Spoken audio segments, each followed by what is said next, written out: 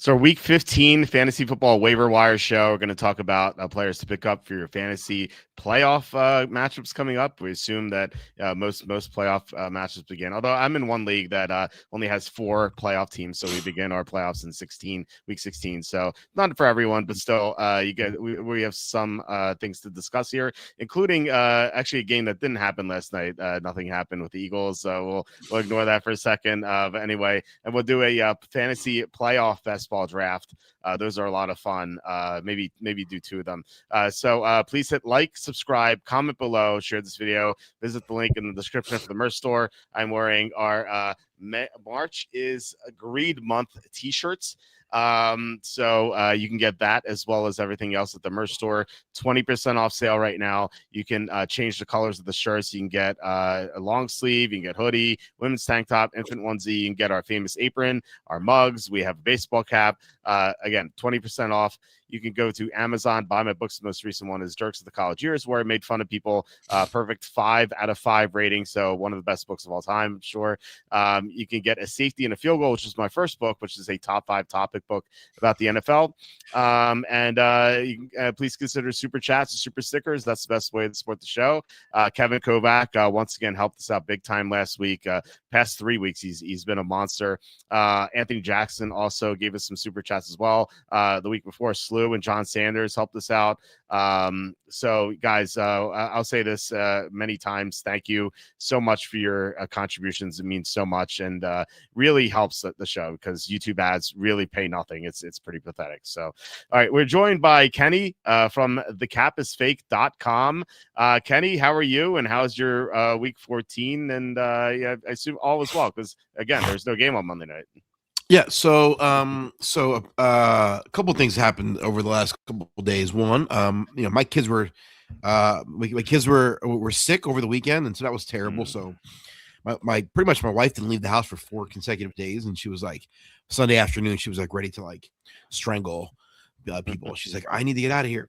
And so anyway, so that was good. The kids are doing better, and then on Monday, something absolutely terrible happened. I actually talked to my health insurance broker, and he informed me that the cost of my health insurance premiums were increasing by 28% in 2026. Yeah, ours too. Yeah, just unbelievable. So like the plan, like we just can't afford the plan we were on. So now I have to figure out something else. I don't know. So that's just freaking disaster. You're just like, oh my gosh, like thousands and thousands of dollars of our budget next year is going to go to healthcare that we didn't expect. And like, that's just a freaking disaster. What do we do? I got 3 kids. And just like, yeah, realizing like my health insurance is going to, be over $20,000 for next year. Then more. And, that was not the worst thing that happened to me on Monday.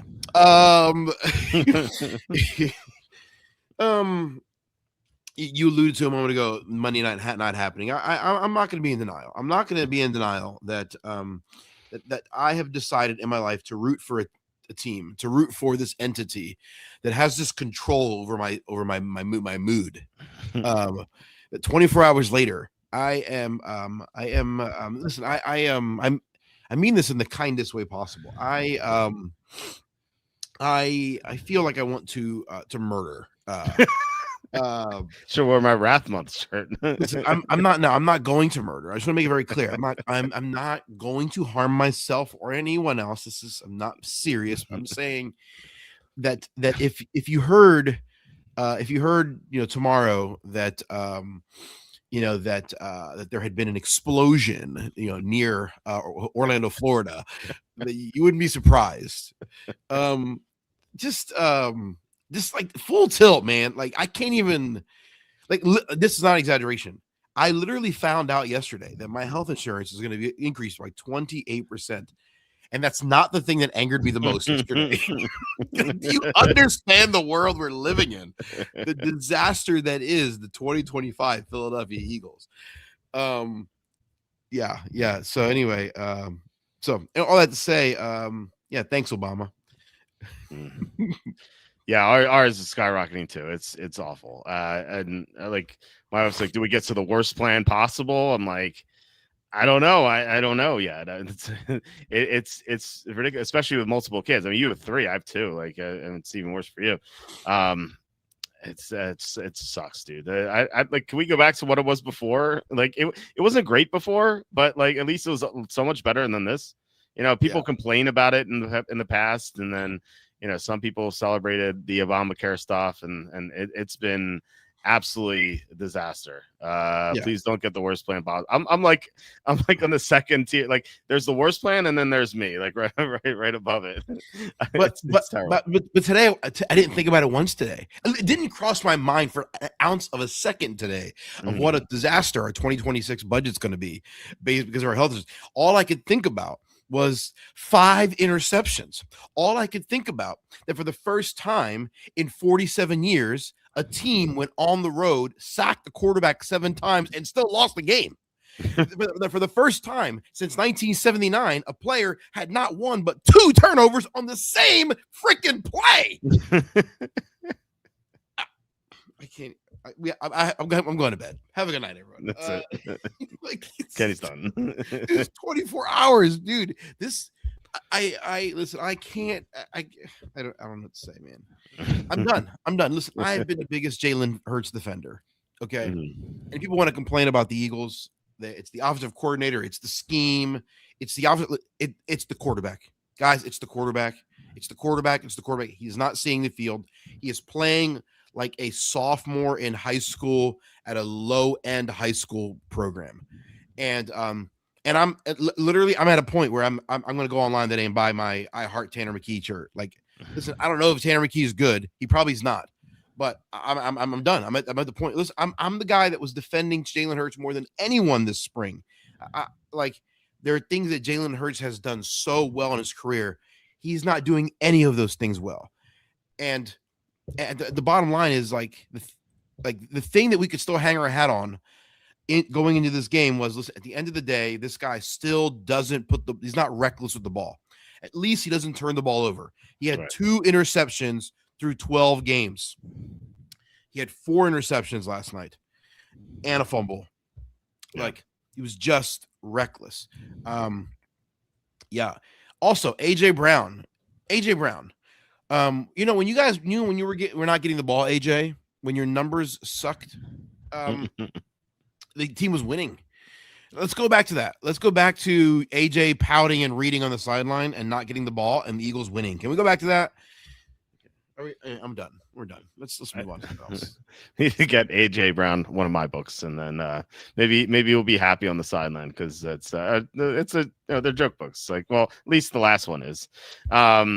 I was it's so bad. It's so bad. Anyway, sorry to commandeer the first 7 minutes here. I couldn't believe it. No, the floor is yours. I was hoping you'd rant for like an hour. 24 hours later, I still can't believe that game happened. I can't believe the way that went down.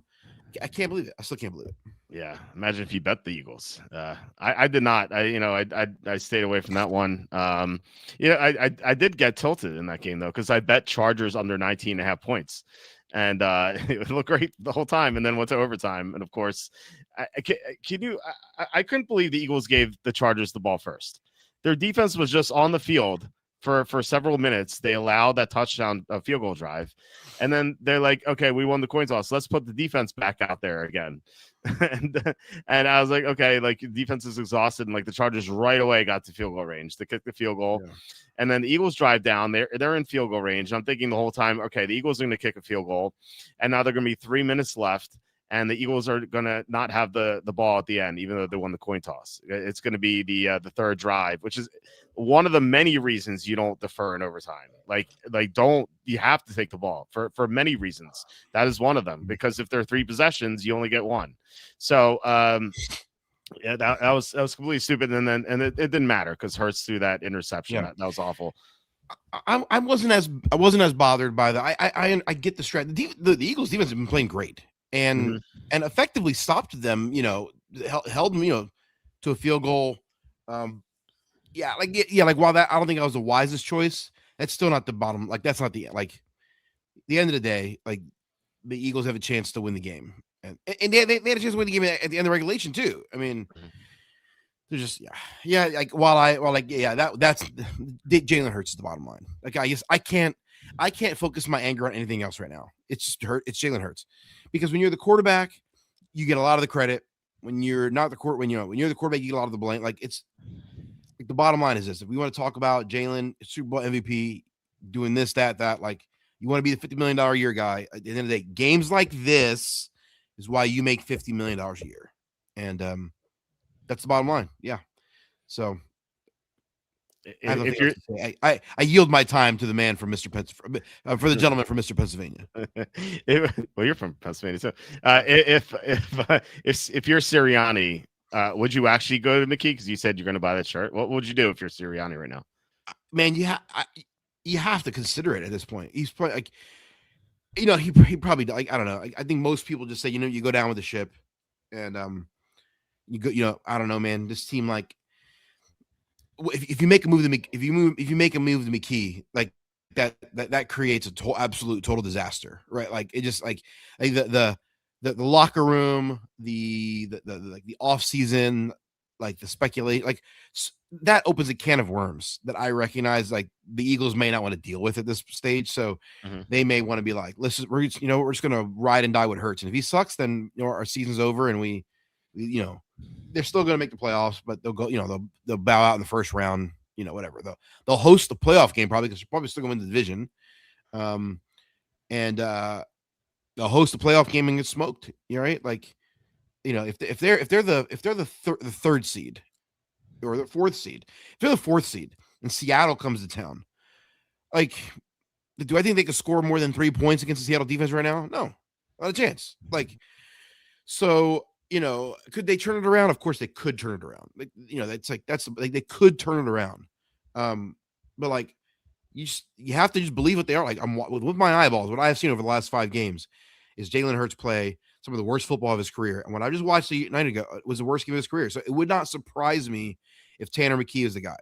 It would not bother me if they announced Tanner McKee is the guy. But do I think Sirianni is going to do it? I probably not. Like. And if I were in his situation, would I do it? Probably not. Like that probably opens a can of worms you don't want to deal with. Say this about benching quarterbacks. It's worked in the past. Like, a couple examples come to mind. When Drew Brees was quarterback of the Chargers, he had a really good first year in 2002, and then 2003 he had a bad year, and they benched him for Doug Flutie for like 3 games. And then 2004 he had an amazing season, and then obviously we know what happened afterward. In same year, Dante Culpepper, he was great for a few years, then he had a really bad 03. They benched him for Todd Bowman, and then that was like for 2 games, and then Culpepper came back, and next year, the 04, he had a great season. So I think that as long as like the mental fortitude's high, I think the quarterback can bounce back. But I do like Tanner McKee. I think he's a really good backup. I think he's has a chance to be a good starter in the NFL. So, like if they do make the move, I think that it could be successful. Also, Lane Johnson is going to be back at some point, you think? So the Eagles quarterbacks, no matter who it's been, whether it's Hurts or Wentz or Foles, they've all done better, a lot better when Lane Johnson's been on the field compared to when he hasn't been on the field. So it's not like he's out for the season. He'll be back. I don't know if it's this week, maybe next week or the week after, but he will be back for the playoffs. And I think that gives the Eagles some hope. And they at least still can hang their hat on their defense. Outside of the Chicago game, their defense has been awesome all year. So they could keep opposing offenses down. And if Lane Johnson improves things a little bit, then I think the Eagles have a chance to kind of like right the ship. They are the Super Bowl champions. I think that I don't think they're done or anything. I think they have a chance. Like if you told me like, hey, Lane Johnson's going to come back, the offense will be average, the defense is going to be amazing, and the Eagles are going to make a run to the Super Bowl. Like I wouldn't be surprised. It could happen. Yeah, and I guess the thing we think we still hang our hat on. I think a lot of people would say, listen, like when the lights have been brightest, Jalen has shined the most. Like he's had his best games, his best moments in. We've seen it. He has effectively outplayed Patrick Mahomes in 2 Super Bowl games. And so yeah, the passing offense was terrible last year for 2/3 of the season, to be honest, regular season. But it was just the running game was awesome. And then, in the first round of the playoffs against the Packers, the passing was mediocre. Against the Rams, he was maybe slightly better. And then in the NFC title game in the Super Bowl, Hurts was awesome. So, yeah, I watched this before with Nick Foles in 2017 after Wentz went down. went in the regular season. Nick Foles was really up and down. He had one good game, two just absolutely dreadful games, and then he had a playoff game against Atlanta where he was absolutely terrible. Just one of the worst quarterbacking I've ever seen in a playoff game, and still be able to win. And then he comes back in the NFC title game and the Super Bowl against the Patriots and just plays all world, right? He's the GOAT. He's the greatest of all time for those two games alone. So, I guess it's possible, right? Like, I guess it's feasible. I just, if you were a betting man, which I'm not, but if you were a betting man, if you were to put a gun in my head and force me to bet $1, would I bet this team to get out of the first round of the playoffs right now? The answer has to be no. No, okay. I'd have to look at what the odds are. I think they could do it. We'll see. I mean, like I said, Lane Johnson's going to prove things, and this might be the low of the season. Maybe things improve from here. They do get the Raiders next week. It should be a win. We would hope so. But yeah, we'll see. Are they favored in that game? What's the line in that game? What do you think it is? I mean, it should be maybe it's in Philadelphia, right? Yeah. It should be Eagles. Okay. I feel like I'm tilted, right? So I'm going to say that it should be the Raiders favored by 6. That's not true. Okay, just because okay. 2-11 Raiders. Because that's how I feel right now. Okay, no, okay. On a realistic thing, it should be Eagles. Realistically, Eagles -6. But I don't know. I think people are. I think Vegas is gonna sucker people. This is a total sucker match right here. They're gonna bounce back. It's gonna be the moment. The Raiders are bad. -9, and then sucker a bunch of people to take the Eagles. Whatever. I don't know. What is the line? It's 11. What? Yep. Are you kidding me? It's 11. Yeah. Oh, you said it should be 6. If you're not a betting man, but if you were, you should bet the Raiders if you think the line's that off. Wow. Yep. Wow. 11? 11. Under what circumstance should the Eagles be an 11-point favorite to anybody right now? It was actually the advanced line was 12.5, but before the Monday night game, it was 12.5. So they dropped it 1.5 for what happened Monday night. So now it's down to 11. Wow. That I can't even believe that. That is crazy to me. Yeah, I would be if I were a betting man, which I'm not. I don't even. What is betting? What is this thing? I never heard of this before. Wow. Am I crazy? In what world should the Eagles be favored by double digits? Oh my gosh, that's nuts. Yeah, it's also a very difficult scheduling spot because they played on the West Coast on a short week. They travel. They basically lose a day traveling to the East Coast, and they played in overtime. They played about 150 snaps. They have to be exhausted here. And now they're playing their body clock's adjusted. They're playing an early game against the Raider team that, the Raiders might be starting Kenny Pickett. I think that's part of the equation because Geno Smith got hurt at the end of the game last week, but still, as bad as Geno Smith has been this year. We'll get to Mina Kimes in a second. Kenny Pickett might actually be better because Geno Smith's just been atrocious. I'm absolutely floored. I mean, you guys are watching real time, absolute shock. And if I were one of those crazy guys on the cable station, infomercials on Saturday mornings telling you who to bet for, dude, I'd be, I would absolutely be taking the Raiders. Oh my gosh, that's unreal to me. I still can't believe it. I used to love those shows, by the way. I used to wake up in college, just to wake up. My roommate Dennis and I, who is actually my web developer now, we used to wake up 10:30 a.m. after going out drinking. We used to tune into it was the Jim Feist show. It was Jim Feist, Dave Koken, rest in peace, Dave Koken, Scott Spreitzer, and Glenn McGrew. They would have they'd give out their picks, and I used to tune in all the time. I loved it. I actually met Scott Spreitzer. Because he followed me randomly on X. I'm like, hey, I'm in Vegas because I know he lives out there. He's like, hey, want to meet up? He's like, yeah, let's go. And so we met up, and I'm like, I used to watch you guys all the time. I was like a giddy fan. It was so cool to meet them. It's awesome. Yeah. Wow. Wow. I mean, I guess maybe to some extent that's comforting. If you're an Eagles fan, it's comforting in that maybe the outside world has a better, more objective view. Wow, 11 points. I guess I didn't realize the advance was 12. That's insane to me. Yeah. In what world are the Eagles? I've never seen a bad team be favored by double digits, and right now this is a bad team. So I guess I don't think the Raiders are that bad, or they're not this bad. They're not double digits to the Eagles bad right now. Well, they can't block. That's the problem with the Raiders. They have the worst offensive line we've seen in a long time. According to Andy Isco, so he's been a professional bettor since 1990. Comes on the show every Wednesday. He said that this is the worst offensive line he's seen in a very long time. So, the Chargers had a terrible offensive line too. Yeah, I know. I agree with you. By the way, since the start of November, the Eagles have scored 10, 16, 21, 15, and 19 points. And so, like, none over 21, and yet they're favored by 11. It seems so weird.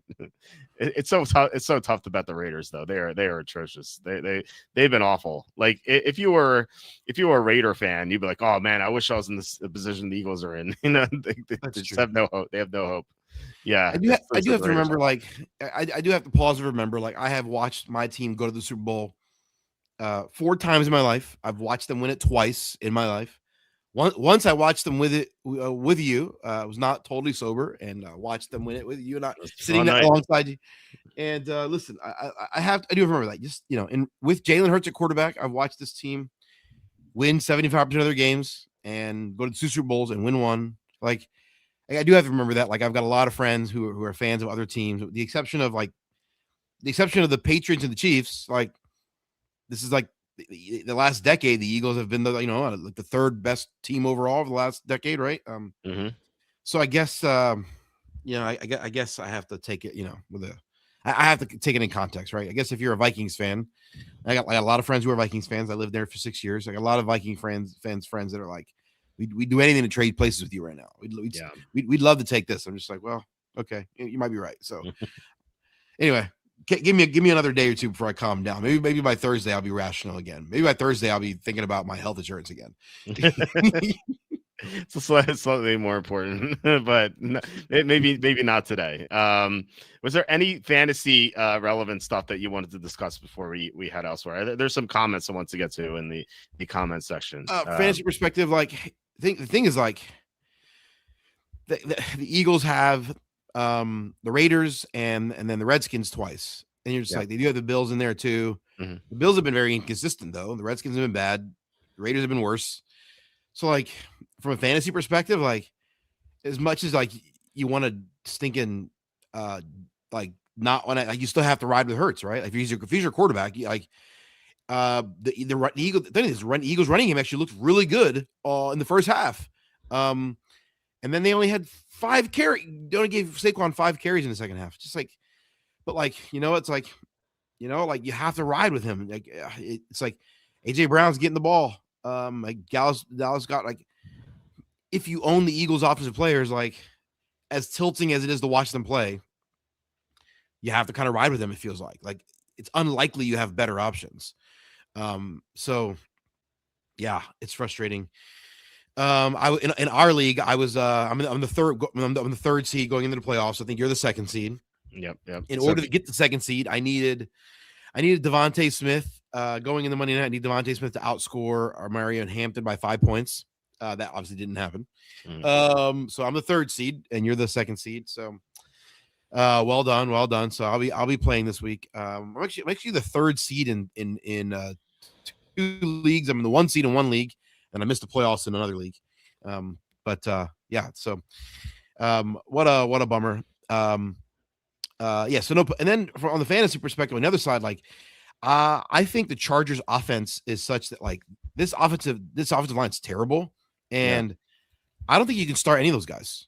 Like, I don't think there's anyone on the correct me if I'm wrong. If you disagree, I don't think there's anyone on the Chargers right now that I would be comfortable starting in my fantasy playoffs. Like, I wouldn't start neither one of the running backs I feel comfortable about. I wouldn't feel good about Herbert. I wouldn't feel good about any of the receivers. Like, there's no one on this team that I would want in my fantasy playoffs in my starting lineup. And I'm a Justin Herbert / Keenan Allen / Vidal owner in multiple leagues. I've Hampton in one of my leagues, and we have an IR spot, so he's just been sitting on IR the whole time. I activated him, and I played him last night. This is a weird league. You get yards, you get a point per carry. I say half point per carry. I forget. I think you get a point per carry. And it's 2 flexes, so you can start up to 4 running backs. And so I figured this out. After this is my 3rd year in the league, and like I was reading through the rules and like, wait a second, we get points per carry. And like, no wonder I sucked the first 2 years. So I just drafted like nothing but running backs, and like now I make sure I start 4 running backs every week. So I'm the 3rd seed, I believe, there. And I'm point gonna per carry. That seems absurd. Point per carry and point per reception. So like so quarterback is just way devalued. Like it doesn't even matter. So and with 2 flexes, like it really doesn't matter.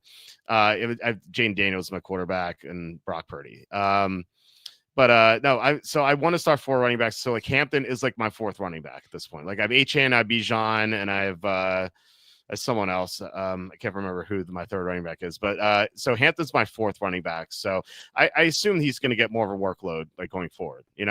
Like unlike the previous game here against the Eagles, and plus they're going to be playing against softer defenses. Eagles are a great defense. So yeah, I mean Hampton's fine. I think Hampton's still okay.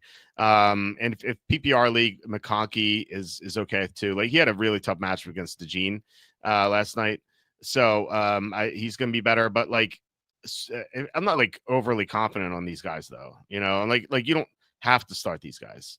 Yeah, the offensive line is so terrible. That game was just like Justin Herbert. This is another thing about Jalen Hurts, dude. How are you going to let this lanky, like Christian Laettner looking white boy with a broken hand outplay you in a flipping game on prime TV? Like literally, like this guy's like lanky, just like 6'6", lumbering, like he's got cement shoes on, running out there like he's like second coming of Randall Cunningham.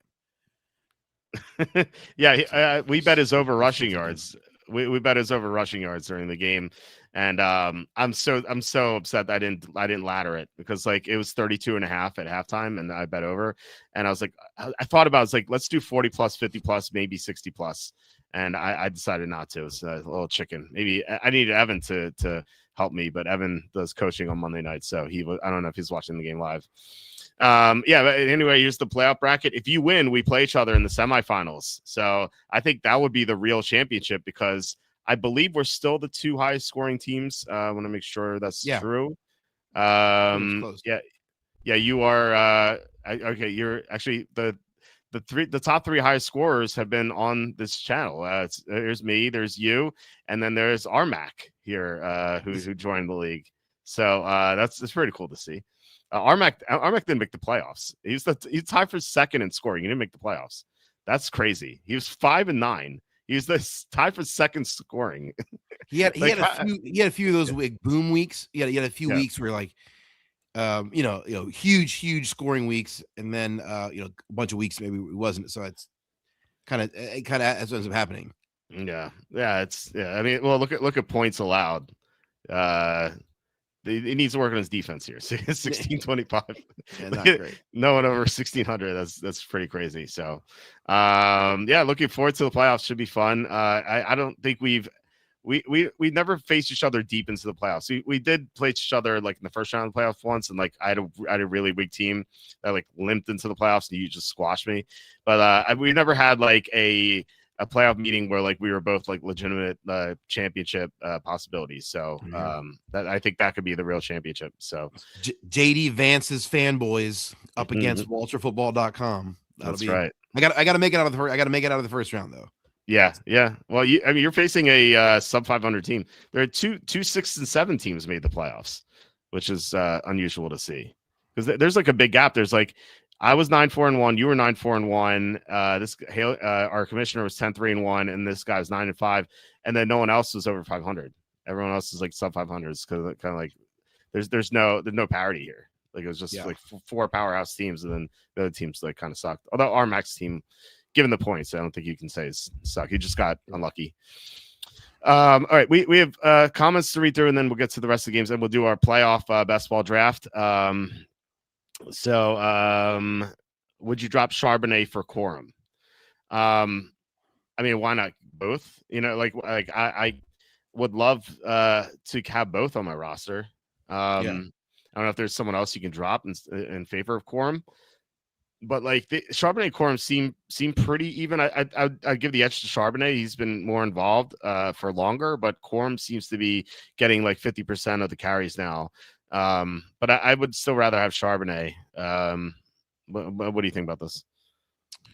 Yeah, I have a tough time believing that you don't have a better option to drop than Charbonnet. But like, I guess if I'm absolutely having to pick between two guys, like, again, I don't think you should have to do that. But if for some reason am I wanting Quorum or Charbonnet, I think at this point I still want Charbonnet because he's guaranteed some workload where I'm not sure Blake Quorum is. Like, we saw a great Blake Quorum last year. I'm a Blake Quorum owner in 2 of 4 leagues. So, yeah, I still think Blake Quorum, like, I'm not sure he's guaranteed a ton of carries. Like what we saw this past week, like it's still like 60-40 or maybe even, 65-35 in favor of Kyron Williams. Now, if Kyron Williams were to go down, Blake Quorum is like, he's easily an RB1, top 5 RB type, like in that, situation. Yeah. And if Ken Walker were to go down, I don't think Charbonnet catapults to the same level. So I think the upside for injury in case of like, if you're looking at his handcuffs, so to speak, Quorum has more upside. But I think without guaranteeing injury, like Charbonnet still has consistently had more carries. And so I think I'd still lean toward Charbonnet. But I think it's close, and I wouldn't want to cut either if I didn't have to. Yeah. Yeah, I feel the same way. Horse asking Kenny, what are your thoughts on this take? Kansas City's still a top 5 team. Walter Kimes just 1 week ago. Well, in fairness to me, Walter Kimes apparently means I'm Mina Kimes' husband, but I took her name. So dude, that is so beta male. That is gay. Oh, bro, it is. That is the definitely the beta thing to do for sure. But anyway, in fairness to that, the Sharps were all over the Chiefs this week and this upcoming week and the week before. Like the Sharps have been on the Chiefs. Now they've lost, but they have, like, the people who are really good at betting have been betting the Chiefs. They aren't always right, but I was not on the Chiefs. I took the Texans this past Sunday night, and I moved them out of the top 10 at least. So at least, like, I finally gave up. It's just because, like, I'm not going to count them out. Like, they still have the best coach and the best quarterback in the NFL. I'm not going to kind of eliminate them, but their defense is awful. Their offensive line is falling apart, and that's really the big issue there, is that they lost 3 linemen in that Dallas game, and they were ahead, and then they lost both tackles and Trey Smith. And like, once you lose that many linemen, then you can't win. That's kind of like why I was surprised that Sharps, like, I get the Sharps betting the Chiefs in many games, but like once they lost Josh Simmons, Juwan Taylor, and Trey Smith, I'm like, how do you block Houston at this point? It didn't make any sense to me. Yeah,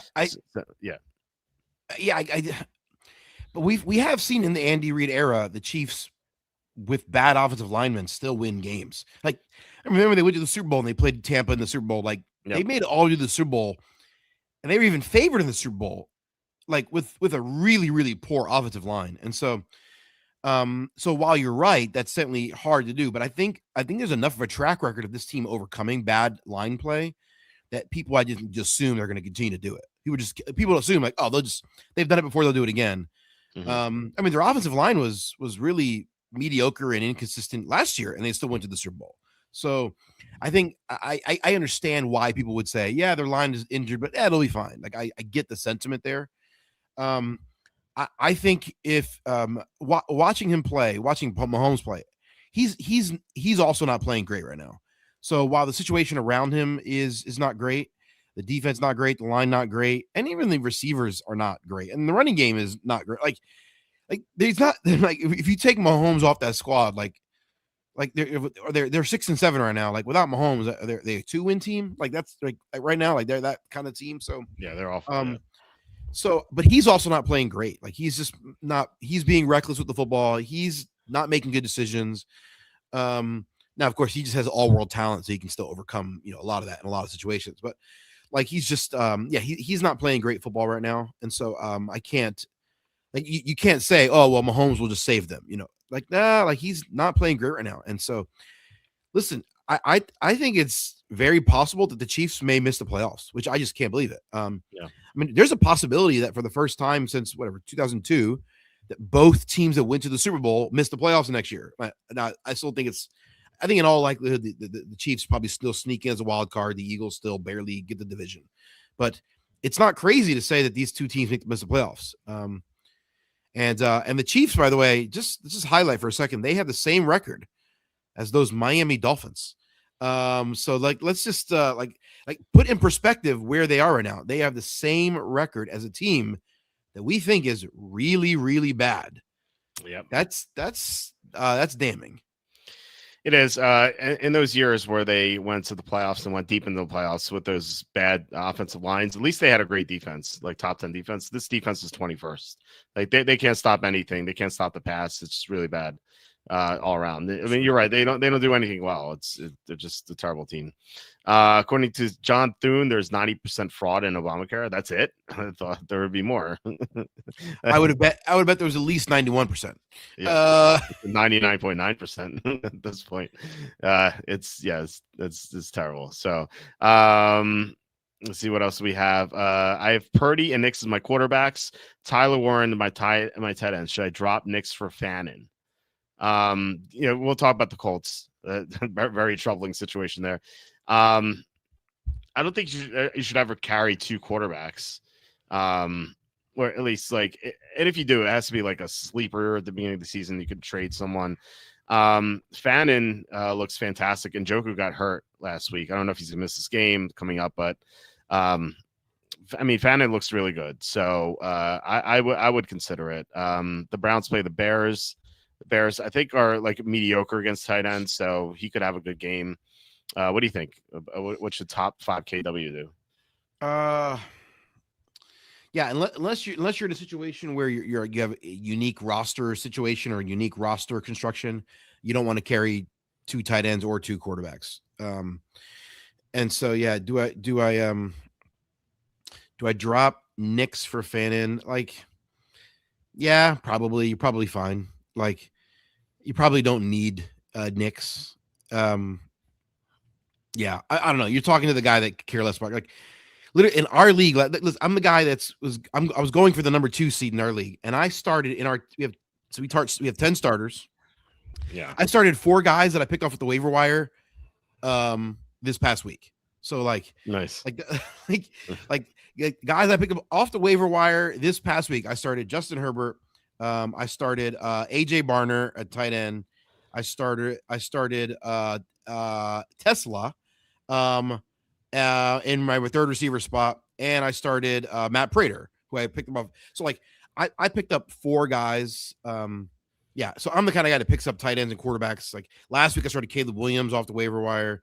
I didn't start Justin Herbert. Sorry, I started Caleb Williams last week. I also started Tesla and AJ Barner and Matt Prater. I picked them off the waiver wire. So 4 of my 10 starters were waiver wire guys last week. And both my quarterback and tight end were guys I picked up off the waiver wire rolling into. So I'm the kind of guy that's like, I don't care, whatever. Just roll the dice. Who cares? Like, yeah. If you like, although with Phillip Rivers coming back out of retirement, maybe Tyler Warren will be a great guy. So maybe you don't need him. We'll see about that. Walt's possessed by the alien meat of Kind's worm, like Arthur Smith's alien mustache. I mean, I might need an exorcism. If I start saying stupid stuff like Geno Smith's the top 10 quarterback, then you guys know something's up. Bit off topic. Have you played Hollow Knight? Very similar to Ori. Ori's an amazing game. I only played the first one though. I've not played Hollow Knight. I didn't even heard of it, so I'll have to check it out. I don't know what system it's on, but yeah, that sounds cool. I'll have to look at it. And the season's coming to an end soon, so I'll get to play video games. The only time I play video games now is with my son. He always wants to play the zombie game, i.e. Resident Evil. So we do that sometimes, but I never play just for myself during football. Walt should shave and keep the mustache. Yeah, right. 220. Okay, about the game. 233 in regulation. Chargers used the first time out. Eagles called 2 passes, both incomplete. Yeah, yeah. Then complete a short pass out of bounds. Still over 2 minutes. Chargers still with 2 timeouts. I remember that. I remember yelling at the TV because I was like angry because I knew I was gonna lose the Chargers on their 19.5 points in overtime. I'm like, you idiots just had to complete 2 passes and you couldn't do it. I was like yelling. We have some new neighbors who just moved in. I don't know if they heard me. They might be thinking that they live next to a psychopath, but well, they do. Regardless of where they heard you, they do live next door to a psychopath. So, but they wouldn't know that yet. That's my point. And now they do. It's fair. It's fair. So yeah, the clock management was terrible. Devontae Smith dropped that pass too. That hurt. I don't think it would have mattered, but I thought at the time it might matter because it would have kept the clock moving. Or force the Chargers to take time out at least. Let's see what else we have here. After that Culpepper bounce back year in 2004, my friend drafted him first overall. Yeah, he I don't know what happened to him, and he just fell off a cliff after that. Eagles are going to get the 6th seed, which probably means to get the Niners. How they not win that game? I would favor the Eagles over the Niners. So I don't. Yeah, I think it's unlikely. I think if the Eagles don't win the division, I don't think they're going to make the playoffs. They'll win the division. The Cowboys are 6-6. Well, yeah, but they can't be the 6th seed if they don't win the division. Like they can't get this if they win the division. The worst they can be is the 4th seed. Right. But the NFC South winner is probably in the 4th seed. So, but as soon as the Eagles, you're saying he's going to get they're going to play the yeah, they can play the Niners. Eagles the 3rd seed, going to play the Niners the 6th seed. Yeah, I misunderstood. I thought he was saying that the Eagles were going to end up as the 6th seed. Right. Yeah. Okay, I misunderstood. Okay. Agree with Dave Portnoy. Pete Carroll should be arrested for that BS at the Broncos Raiders game. Did you see that? The field goal at the end. Did you think that was shady? I actually did not think that was shady. Actually, I thought it was weird. I was watching with my wife, who knows nothing about sports, and she's like, I was sitting there watching it. She's from Seattle originally. My wife is, and so she all her family was born in Seattle, moved to Texas when she was 2, but all her family lives in Seattle area, and they're all big Seahawks fans. And so she's like, "Is that Pete Carroll?" I'm like, "Oh, that's pretty good." I was pretty impressed. My wife recognized Pete Carroll. Right. I was like, "Yeah," and she's like, "What? Who is the teams he coach now?" I'm like, "Oh, the Raiders." She's like, "Oh, that's cool. Like, that's cool. That's so nice." She's like, "Oh, it's so cute that he's still coaching. Wow." And I'm like, "Yeah, they suck." And it's like they're playing, then they kick a field goal, and I'm like sitting there, I was watching Red Zone. They kick a field goal. I'm like, "Oh, I get game's over now." And she's like, "Wait a minute, they kicked the field goal and they lost?" I'm like, "Yeah." She's like, "Wait a minute, like the field goal didn't matter?" And I'm like, "No." She's like, "Why did they kick the field goal?" And I was like, "I don't know." I was like, someone in Vegas told them to. She's like, "What?" Like it was just funny that someone who knows nothing about sports can be watching a game and be like, what's the point of kicking this game? Kicking if you're not gonna, doesn't matter. When this is happening, I'm like, because they're down 2 scores. Like even if they try to score a touchdown, the game's over too. I'm like, the only way this works is if they kick a line drive and super fast, and there's 1 second left, and then they could do onside and try to kick the ball all the way down to the other end zone and recover it there. Like that, I was like, that's the only way they could win this game. And I'm like, because a pass to the end zone would take way more than 4 seconds.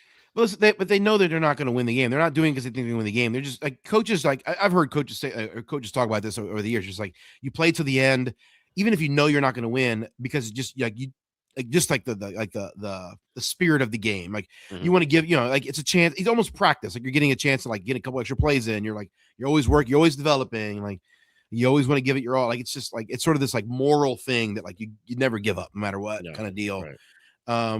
Unless you're just like absolutely getting blown out, and in that case you want to like save injuries. But like in the Raiders case, who cares? Like they're not going anywhere anyway. So play to the end. Like I've heard players say that. Like I don't think it's like anyone in Vegas actually doing it. But I did think it was funny that my wife could notice to be like, well, wait, why'd they kick? What's the point? Like if they're going to lose anyway. Anyway. No. Mark Andrews or Theo Johnson full PPR. Good. I'm still going Andrews. I don't trust that. I don't trust the Giants offense. Well, it's funny because Andrews is playing against the team with the worst defense against tight ends, the Bengals, and Theo Johnson is playing against the team with the second worst defense against tight ends, which is the Redskins. So they both have great matchups. I would actually lean toward Johnson because Isaiah Likely has emerged out of nowhere and is like taking all the receptions away from Andrews. But it's close. It's really close. I would lean Johnson, but I could definitely see the case for Andrews too because he tends to get targeted in the end zone. You know. Let's see. Let's see. Speaking of chicken, your unit count on the Rams looks low. I have four units on the Rams, I think. Dan Campbell is sure to get his old tricks when the lines are down in the fourth, allowing the Rams to the front door if needed. It might not be needed. The Rams, I feel like, could dominate that game. I just think it's such a big mismatch on both sides of the ball. My first round opponent finished 250 points behind me, benefiting from the easy schedule of the 12th to get the 6th seed. So I'm sure I'm doomed. Yeah, that's how it works. Are you buying Jerry Jeudy? He's on the waiver wire. I am not. I mean, he just played the Titans. You know, it doesn't get any easier than that. So all tougher matchups from here on. I like if you're desperate for a receiver, then fine, but like don't count on him if you have like other decent starters. That's what I would say. What do you think? Yeah, I would not feel excited about having Jerry Jeudy in my lineup in a fantasy playoff game. Yeah, I wouldn't either. That seems like a losing proposition. But if you have a bunch of injuries, then fine. But like otherwise, I wouldn't do it. I bet Joe Thuney would look pretty good in a Chiefs jersey right now. Yeah, I still don't understand that trade. And then I'm surprised your son doesn't enjoy the Mario games, given how much he liked the movie. He likes the Mario games. He likes Donkey Kong too. He was playing Donkey Kong Tropical Freeze the other day, and like he on his own killed a bad guy. He was so proud of it. He's only 3, so it's a pretty cool moment. But no, he's really into Resident Evil. And by the way, he's in preschool and it's like circle time today and like they talk about stuff. And so the teacher was like, "Can you name an animal that eats meat?"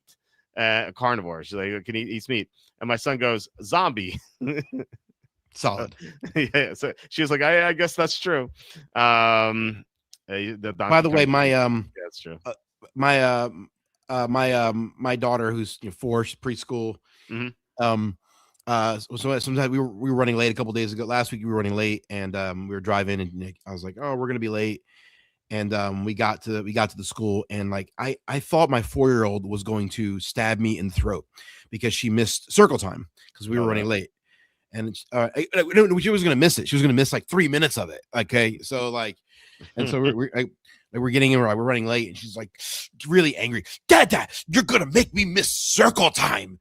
And I'm just like, okay, all right, 4-year-old, let me if it weren't illegal, I would totally drop kick you right now in the freaking parking lot. Like who the F who you think you are? Okay, you do not talk to me like that. But she was very angry. Dad, you're gonna make me miss circle time. I just like, oh, okay, all right, relax. Here's your Starbucks. Anyway.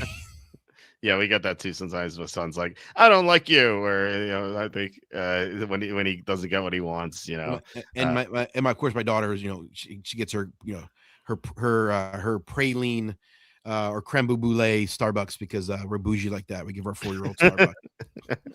she's having pumpkin spice lattes in October with her Uggs because she's she runs this thing. Nice. Are you buying Shador Sanders? No. I look. The Titans' defense is so bad. I can't do it. I think he can be an okay backup at this point. I don't know. What do you think? What do you mean, like buying? Like, do I think he's like a legit NFL quarterback, like long term? Like, I assume that's what this means. I don't know. Yeah, not. I would not yet think that. That's not yet. I'm not yet of the opinion that he's that. Now, could he? You could prove me wrong, but no. At current time, I do not think that. No. And this is the origin of the story of how can end up the nursing home forced to having geriatric circle time. Yeah. No, I do not think about it. Do I think he could be a decent fantasy option if you're like desperate for a fantasy quarterback in the playoffs?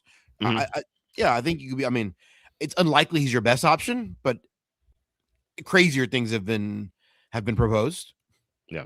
All right. Let's get to the games and then we'll do the fantasy best ball draft. Unless you want to do the best ball draft first. What do you think we should do? I don't know. No problem. I mean, there's not a lot. We can go through these quickly. All right. Going back to last Thursday, Lions 44, Cowboys 30. Pickens got injured in this game, and we had Flournoy for a couple of prop bets that ended up really good. Lamb, despite missing half the game, still led the team receiving. Ferguson picked up the pace when Lamb got hurt, as he did at the beginning of the season. Pickens was complete dog crap in this game. Like, he just was loafing on his routes. Looked like he wasn't trying. And then conversely, St. Brown, just one effort, like coming back from an ankle sprain. I have one right now. I have my foot wrapped up. If I could show you guys, I would. But like, it's St. Brown 6 for 92, really a heroic effort there. Gibbs was a monster with 3 touchdowns, 77 receiving yards. What are your thoughts on this game? By the way, this version of George Pickens is like this was what we saw in Pittsburgh. Just like total turd of a human being. Untrustworthy.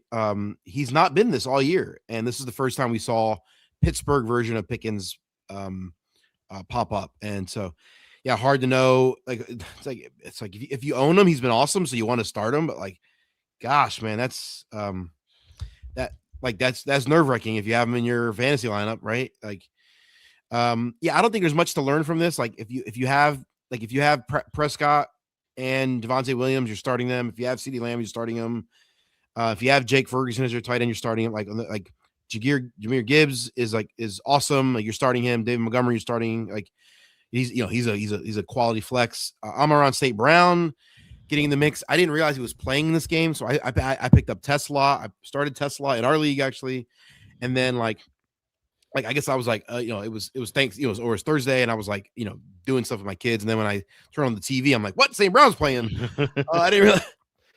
Tesla still paid off. He still scored a touchdown, so it was fine as my third receiver. He was fine. But yeah. That's why I hate Thursday games. Yeah. So I just totally spaced. Like, I set my lineup like on Wednesday morning, and I just assumed he wasn't playing, and then like I turned the game on, and I'm like, what? He's playing. And I think if you have Jameson Williams, like, you're starting him. You're starting him because you probably don't. I don't know. Jameson Williams still inconsistent, still drives you crazy. I don't know that there's a lot to learn from this, other than if you're a Pickens owner, gosh, man, it's hard to know. Like, I'd be nervous. I'm not a Pickens owner, so I don't have to make a decision. But I would be thinking long and hard of whether or not I want this guy in my lineup, because like, it's not out of the realm of possibility for this to happen again. 4 catches for 30 yards. Like, we saw this in Pittsburgh a bunch, where he was just a total turd. Just a terrible human being. Like, he's the adult version of my kid saying, I'm gonna miss circle time. But he's a rather than being a 4-year-old Puerto Rican girl, he's a 26-year-old black man. It would be funny if like he's heard like before the game, like, I'm gonna miss circle time. Like, why does this game have to happen on Thursday? Maybe that's why he's pissed, because this game on Thursday and he missed circle time. Yeah. I don't get it. Like, why? Like, where did this come from? It came from nowhere. Like, he was having such a great year, and I bet his over receiving yards before this game, because the Lions had given up the 3rd most receiving yards to outside receivers this year, and I thought that Pickens would have a better matchup than Lamb. And apparently not. And then Lamb went out. And then I was texting with Evan the whole time. And he's like, I told him, I'm like, oh man, I'm going to bet either Flournoy or Ferguson overs. And I did ladder. I laddered Ferguson, which like I hit the bottom rung. So I actually made money, but not nearly enough. Dude, if I laddered Flournoy, I would have made so much money. I would have I was thinking in my head, like I would have tweeted like Flournoy's putting my kids through college at this point, because he had like 11 receiving yards by the time that Lamb got hurt. And so the ladders would have been like 30, 40, 50, and he got to 115. Like, and I bet him a couple times, so he did make us money. But man, that would have been like, that would have paid for everything for the whole week. That would have been so sick if I went with Flournoy instead. Anyway, my point is, like, I was texting him. I'm like, I don't know what should I go for. And he's like, what about Pickens? I'm like, dude, the way Pickens is playing, I just don't trust him right now. He's like loafing on routes. I'm not going to bet him even if Lamb's out. So that's how bad he was. I just don't know where it came from. Anyway, we have Vikings 31, Redskins 0. And speaking of being tilted, I love the Vikings last week. Throughout the week, I was like, man, this looks great. This is the first time McCarthy's playing against a defense worse than 14th this season. I thought that if there was going to be a game where you look good, it would be this one. And then Marcus Mariota, I was like, this guy sucks against pressure, and Minnesota brings a lot of pressure with their blitzes. And so I thought he would suck. And then the news came that Jaden Daniels was going to play. I'm like, I guess I can't bet the Vikings. This is going to be the first time all year that Jaden Daniels, Terry McLaurin, Deebo Samuel, and a healthy offensive line would be on the field at the same time. And I was like, okay, if Daniels is on, then this could be a tough game. But Daniels is not on. He was bad in this game, and then he got hurt again. So why did he come back? He just got injured again. It's just pretty dumb at this point. But McCarthy played well. It wasn't amazing, but he played really well. Jefferson still could not get the ball, but still he was hitting the tight ends. As I just said this, that Theo Johnson is playing against the Redskins. The Redskins are second worst against tight ends. We saw Oliver go 2 for 24 and 2 touchdowns, and Hawkinson go 2 for 12 and a touchdown. So if you combine those, it's 36 yards and 3 touchdowns, which is pretty good. So any thoughts on this game? On the Redskins side, like none of these guys are startable. None of them. There's not. I don't want Chris Rodriguez. I don't want JCM. JCM didn't get a carry, I think, until the third quarter. Yeah. So he's effectively non-existent. McLaurin, the box says he has 6 targets. Like 3 of the targets were like barely catchable, kind of like just like slot plays. You're just like, yeah, they barely even count, kind of deal. Yeah. Like so. And he had 41 yards. Like this offense is not good. Daniels is probably out. Mariota sucks. Like, don't start anyone on this team. If you're on the Vikings side, side note, the Vikings, this is the first time in NFL history that a team has been shut out one week and then the next week shut a team out the following week. Interesting little wrinkle in the what was it? Glitch in the Matrix. But I would say up to this point, if you have Aaron Rodgers, or excuse me, if you have Aaron Jones, he's startable as long as he's healthy. But if he's not healthy, I'm not sure that he or Jordan Mason are startable. Like I don't know that the offense is good enough to sustain 2 mediocre running backs. Like now, if Aaron Jones is not healthy and is going to miss a game, then Mason could be a okay flex player. But as long as they're both playing, like I don't know that I trust either one of them. So like I don't know. If you have Aaron Jones, you probably have to start him because of where you probably draft. You probably don't have better options. But man, I'd be seriously thinking, if you have Jordan Addison, like yikes, I don't know that I love him. Like the saving grace for Justin Jefferson in my mind was like he's been terrible the last few weeks, but the offense has been terrible, and the saving grace was okay. JJ McCarthy's going to come back. The offense is going to get righted. Like, listen, they had freaking Max, Brosner out there, whatever his name is, Brosmer or whatever.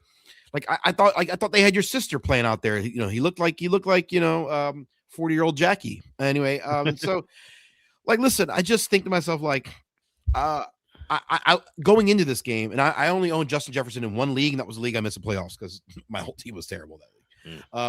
Although I was in last place and I made a roaring comeback and I barely missed the playoffs. It was a pretty epic comeback. To win 5 of my last 6 to still miss the playoffs was pretty fun. Anyway, nice. But I had Justin Jefferson in that league. Lamar Jackson, Saquon Barkley, like just a bunch of like underachievers. And so anyway, James Conner on that team. It was just a terrible team. Anyway, so I had Justin Jefferson and I'm still starting him because it's like, well, I'm like, okay, well, listen, when McCarthy comes back, it'll all be good again and he'll be fine. Now I'm not in the playoffs, so I don't have to make a decision. But at this point, if you're in the playoffs, so you still have made it, even though you drafted Justin Jefferson in the first round and you still made it to the playoffs. Which, by the way, if that is you, like, well done. That means you drafted really well in the middle rounds because that's hard to overcome. If you draft someone at the top of the first round or in the first few picks and they do what Jefferson has done, not all his fault, it's the offense. But at this point, like, if he couldn't get it right in this game against this defense with McCarthy coming back, he's never going to get it right. And so now, if you're the guy that started him a bunch and now you're heading into your fantasy playoffs, do you feel good about starting Justin Jefferson? Like, I think I'm at a point where I'm not sure I could start him in good conscience. Like I'm not sure I'd be. But would I also be totally tilted if next week I put him on my bench and next week he goes for 5 for 80 and 2 touchdowns? Like, yes, I'd be totally tilted. Yeah. But like at this point, like I'm not sure that I want him in my lineup. I don't know. Like, so I think the lesson learned, it's a lot to say. I'm not sure there's anyone on this team that I want to start either. I still like Hawkinson, in good matchups at least. Jefferson, he plays against Dallas next week, and that could be a shootout. Like McCarthy may have to throw like 35 times. So maybe Jefferson has this good game finally, because in this game, McCarthy only threw 23 times. It wasn't like they were way ahead. And so like they ran the ball 28 times to the running backs, more runs than passes. So like, receivers going to struggle from that regard. And really, this is like tight end funnel Washington defense. So all the targets went to the tight end. So it's gonna be different next week against Dallas. But yeah, I definitely get it. Like it's really has to be frustrating if you're a Jefferson owner, and I imagine most Jefferson owners are not in the playoffs. And then last thing, condolences to Zach Ertz, who suffered a brutal injury in this game. Brutal, man. Oh, yeah. I hope he can come back at some point, but it did not look good at all. I mean, come back next year, obviously not this year. Dolphins 34, Jets 10. This is another tilting game because I had the Jets for a couple units, and then Tyrod Taylor only threw 4 passes, and so it was the Brady Cook show. And even tilting thing, more tilting than that was as soon as Brady Cook came in, I'm like, I know this guy sucks. I covered him for the draft, and I was like, I want to bet the Jets under a team total points. I want to bet the Dolphins live. But the entire time, they would not rule out Tyrod Taylor. They kept saying questionable. Even at halftime, they're like, questionable, come back. I'm like, I don't want to like bet the Jet or fade the Jets. And like suddenly Tyrod Taylor comes back and like leads a comeback, So I laid off of it. And then by like the beginning of the fourth quarter, they're finally like, they didn't even say Taylor was out. They said doubtful. I'm like, okay, like this is ridiculous. So I never got a chance to bet against Brady Cook, who looked like Max Browser. He looked that bad. I'm really hoping that he starts next week because I would love to fade the Jets. The Jets play the Jaguars. That's gonna be like 38-0 if Brady Cook starts. He's that level of bad. But it might be Taylor or Fields. There's 2 guys who might come back from injury, so I have my doubts that we're going to see that. Mason Taylor is really the only productive tight end, although he had a drop that turned into an interception, so it's not like he played well in this game. Achane was having a great game, 7 for 92. Like you have to wonder like what this could have been if he didn't get hurt. He hurt his ribs, so he got knocked out. Jalen Wright came in. Wright looked pretty decent, and then Jalen Waddle scored a touchdown. Any thoughts on this game? Yeah. I don't think you went any of the receivers, and even though Mason Taylor looked okay in this game, looked decent numbers, I'm still not sure I feel good about that. On the Miami receiving side, like I don't know that I love. I have to. I don't love anything on the receiving side. Like Jalen Waddle scored a touchdown, but like I still don't trust this passing game. Devan Achane's been awesome. He was there. Jalen Wright, I thought looked more than okay. I think he looked really good. I was kind of on him in the summer. I drafted him a few times in best ball. So yeah, I like him. If Devan Achane is out, like Jalen Wright to me is a starter. Like that's what I kind of think about him. I think this offense has shown that they can sustain the running game and the passing game out of the backfield. Jalen Wright's good enough. I think I'd easily, if we know for sure that Achane is out, I would feel comfortable having Wright as in my flex spot. I don't think I want anyone else on this. I don't trust the passing game enough to the consistency of it, so I don't want anyone else on this team. In my starting lineup. On the Jets side, listen, I am a Breece Hall owner. In all 4 of my leagues, I had Breece Hall. He was my most owned player in my 4 leagues. He is currently slated to be in my flex spot in our league in the first round of our playoffs. Do I feel good about Breece Hall and in my flex spot? If Cook is the quarterback, the answer is no. If he's the quarterback, I'll be benching Hall because I do not think the offense will be good enough. If Tyrod Taylor is playing, then I'll put Hall, and I think the offense will be just good enough for Hall to return flex value. Hall, by the way, is also in our league, I think he's the 14th overall best running back this year. He had a couple of real big boom games early in the year, kind of pad the stats a little, but he's actually been a great flex play. So, great fourth round pick. I picked him up in the fourth or fifth round in most of my leagues. But going into this, if Tyrod Taylor is not playing, then I can't see myself starting anyone on this team, because they're just this offense is going to be terrible.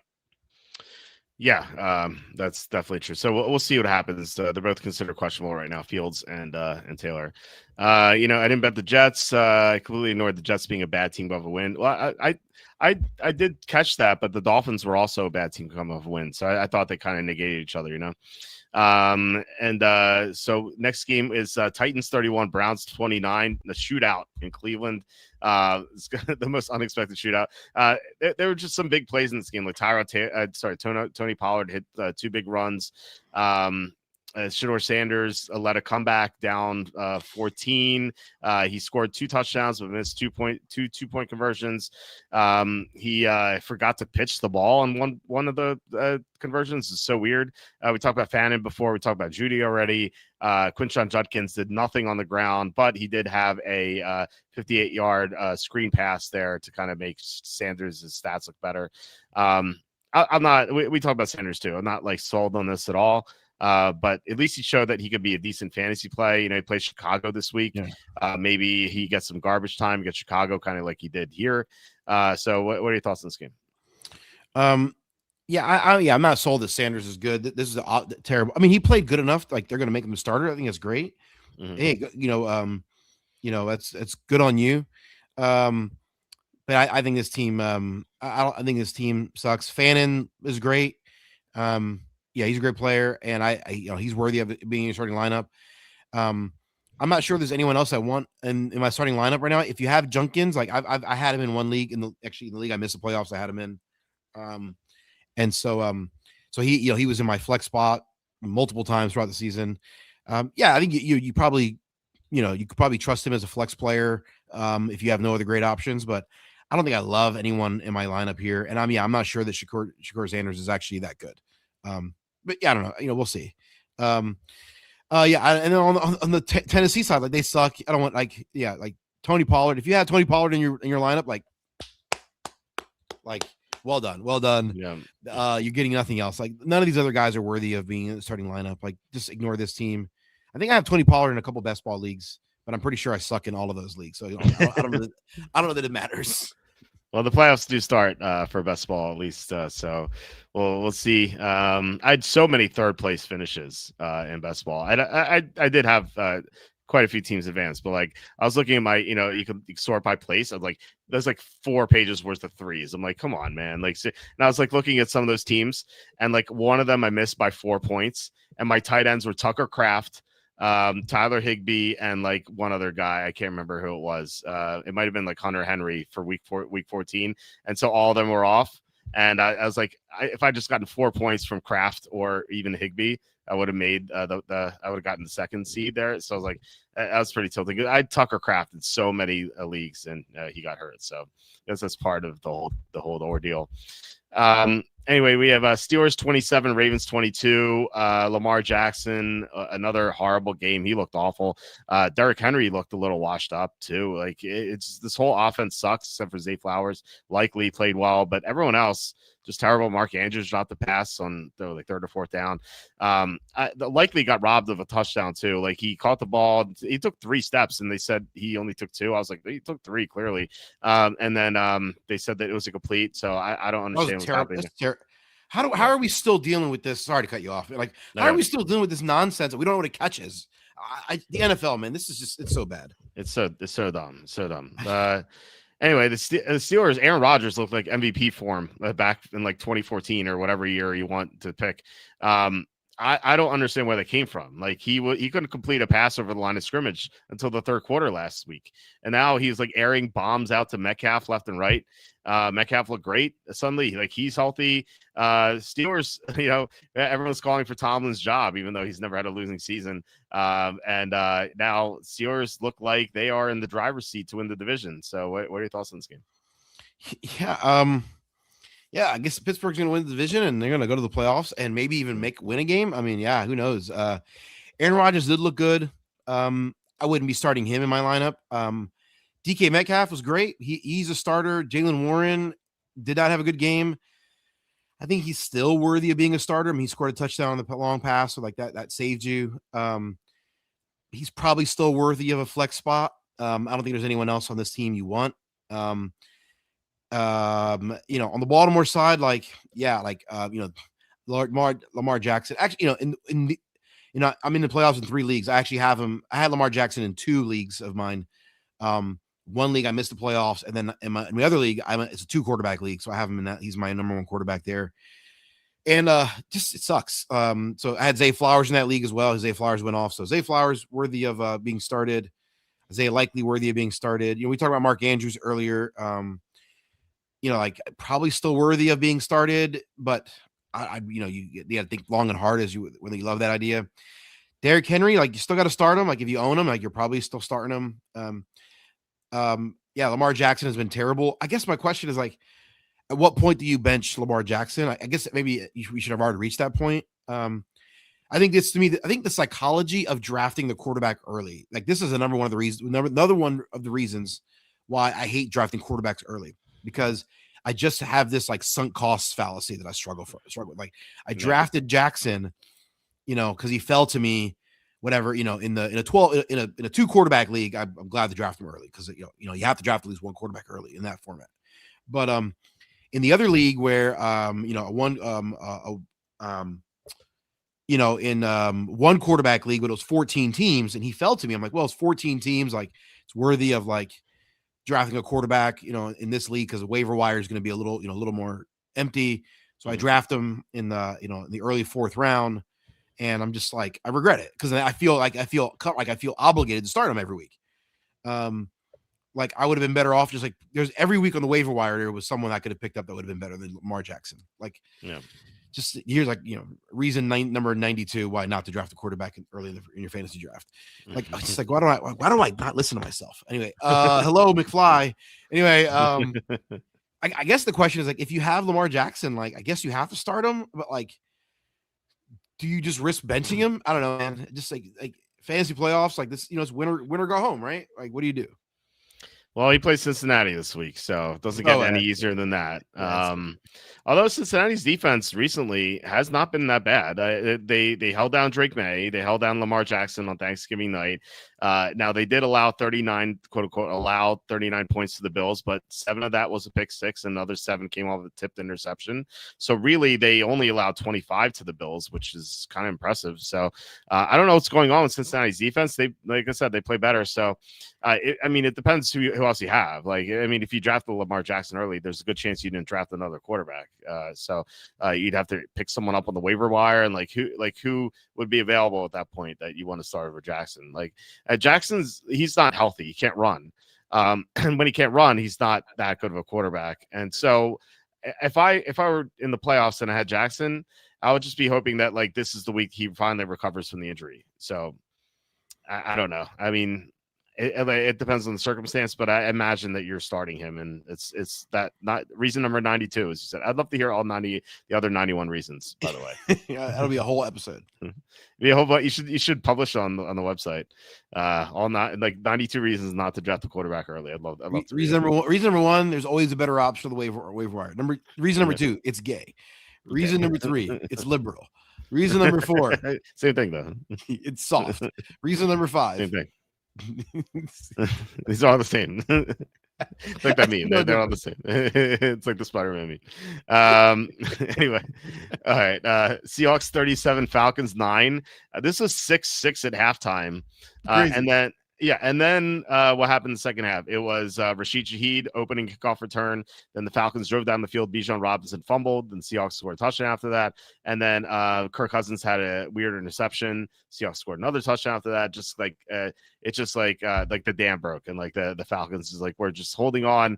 for dear life, and then they just got blown out. The one positive was Kyle Pitts. We laddered him all the way up to 80. He had 90 receiving yards. I said last week, Kyle Pitts destroys Seattle in every matchup, and then now he has Tampa. He always destroys Tampa. So enjoy the Kyle Pitts show here. Once he gets to less favorable matchups, he's going to disappear and he's going to suck. But in these spots, you can start Kyle Pitts. If he's like on the waiver wire, pick him up and enjoy him in these few games. Bijan Robinson, disappointing game overall. Against Seattle, I guess maybe not, but it was disappointing that he fumbled in the red zone like that. For Seattle, Charbonnet had 3 fewer carries, but had 17 more rushing yards, and then he had 1 more catch than Walker. So he lost the touch battle by 2, but was more productive. Neither scored a touchdown. It was all Sam Darnold. 2 to Jackson Smith and Jigba, 1 to Kupp. I noticed that Rashid Shaheed finally did something as a receiver, 4 for 67. So that seems to be trending in the right direction. What are your thoughts on this game? On the Seattle side, the only player I want in my starting lineup, if I can help it, is JSN. He's awesome. I have him in 1 league. I did start AJ Barner in our league last week. That was a bad idea. Don't do that. Rashid Shaheed did something, but you just can't trust him. And I'm not sure I can trust the running backs. If you don't have better options, because of where you drafted Ken Walker, you might have to start him as a flex. But you probably have a better option. Charbonnet's good to have on your roster, but you probably have a better option. If you're in your fantasy playoffs, it is highly unlikely that these are your best 2 options. I probably wouldn't want any of these guys in my lineup if I could help it. On the Falcons side, Cousins actually played decent in this game. The 2 interceptions, neither one were his fault. And so, one was, a pass he threw right into the hands of the receiver and it got popped up. Another, I think he's fine. I wouldn't want to start him in my fantasy lineup, but I think he's good enough for the offense. Bijan Robinson, down game for him. I think he'll be fine. You can start him with don't try to get cute. You don't want Tyler Algier right now. I don't think this offense is good enough to sustain a second running back, but you want him on your roster if you can have. I think he's the best handcuff probably. None of the receiving options are good. Don't start any of these receivers right now. And Kyle Pitts. You and I not on the same page with Kyle Pitts. I still just putting him in my lineup makes me nauseous. So while you're probably right, I still don't want him in my lineup. Yuck. Yeah. He's so hit or miss with the matchups. So he really takes advantage of good matchups. Because I feel like he's just so athletic that he can do it. But then whenever he faces a team that's mediocre or better against tight ends, he just does nothing. He just disappears. So that's something that's more DFS focused, I feel like, because you don't have to have him on your roster the whole year and you can just play him. Like I played him last week at 4,200 and he definitely outproduced his price tag. The Seahawks this year's Vikings, same quarterback, similar record, excellent defense, JSN 25 equals Jefferson 24. Yeah, I think that's a good comparison. I think it's a very good comparison, actually. Yeah. Yeah. Darnold is going to fold under pressure as he usually does, and they're going to lose to the Rams. Or if the Eagles figure it out offensively, they would lose to the Eagles, I think. But whichever team gets to him a lot and rattles him without blitzing is going to beat him. And I think that we already saw it with the Rams once. So, and will the Colts sign Kaepernick? That's the question everyone's asking, right? That Kaepernick's been. I didn't realize that was even a question. I didn't realize it was a thing. It's not. Is he still alive? Is he around? I don't know. Yeah. The only way Colts sign Kaepernick is they also sign Riley Cooper. That'd be great.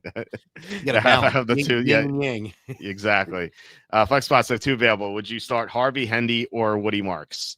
Well, definitely Harvey. There's no, he's the primary back there. Henderson is just an enigma, I guess, because you don't know what Stevenson's going to do. Stevenson started last game. Now they've had the bye to reevaluate. I don't know if they're going to come to a different conclusion. But Woody Marks is getting the majority of the workload, so I would say Harvey and Marks are your safest bets. But Henderson does have a great match against Buffalo. The problem is we don't know if he's going to get the ball that much. So I would say Harvey and Marks. What do you think? To me, the safest option of these 3 is Marks, actually, based on my confidence in the offense and my confidence that he's going to be the primary ball carrier. RJ Harvey's the main guy there, but I just also think that offense, I'm not sure I believe that offense has the same upside. So I think Marks to me is the obvious one.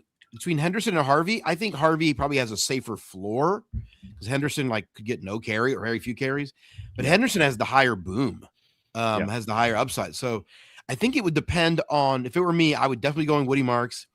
And then the question I would be asking myself is, do I need a safer floor or do I want a higher boom? So like this week in our league, in the first round of the playoffs, like based on the team I'm playing, I don't think I need as much of an upside. I think I want a safer floor. So if it were me, I think I'd be leaning toward Harvey in that league. But in another league, the team I'm playing is really good. I think I'd want the boom. I think I'd go Henderson. So that's my cop out answer.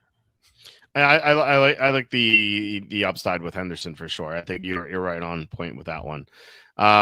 Dart, Love, or Purdy for the playoffs. I think Dart. I mean, especially this week against the Redskins, Dart looks great. He's definitely going to play.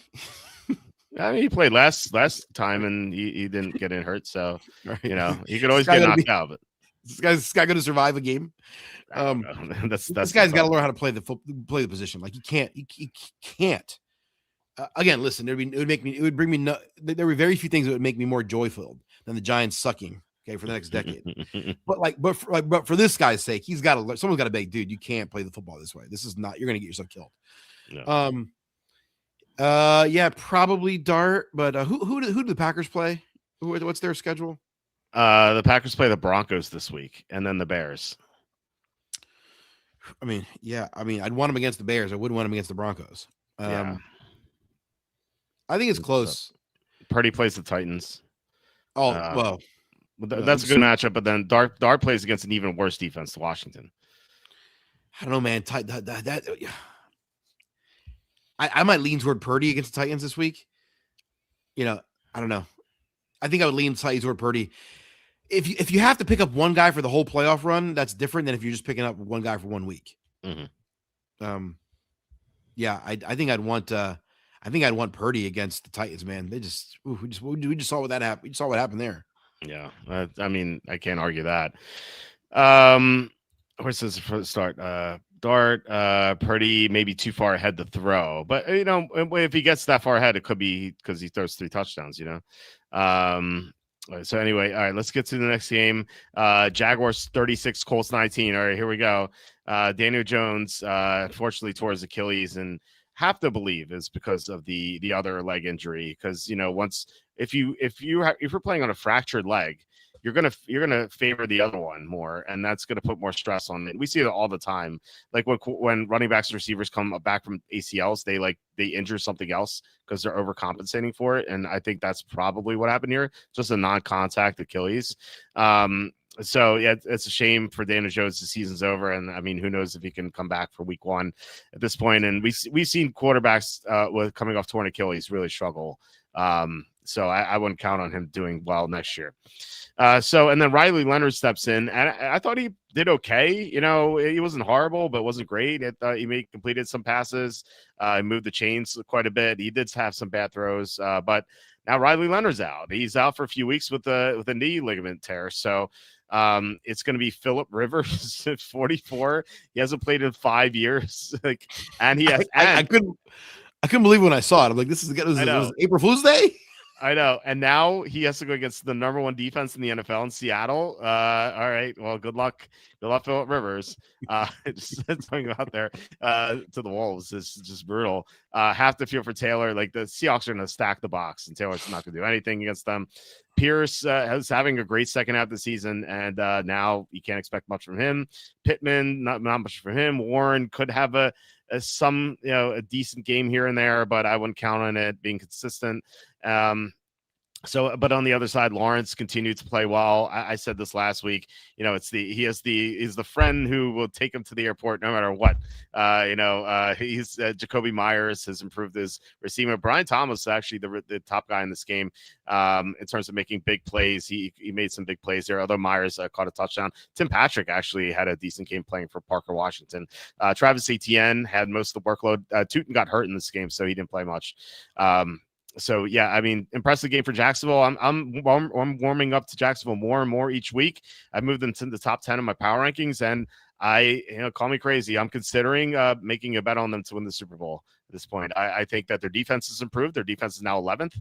Lawrence playing great. Myers, great addition. Thomas healthy now. Strange is in the lineup. ATN's running well. His team is getting hot at the right time. So what are your thoughts on this game? Dude, you said this that Leonard looked okay. Like, I thought he was bad and was okay. Had a couple good throws, but I just thought he was bad. Like, this offense looked terrible with him. But I just think Phillip Rivers, like, what this guy hasn't played since 2020. He's 44 years old. He's older than the coach. Older than us. Yeah, I mean, he's got 9 kids. Like, what are you doing, dude? Like, go home, hang out with your kids.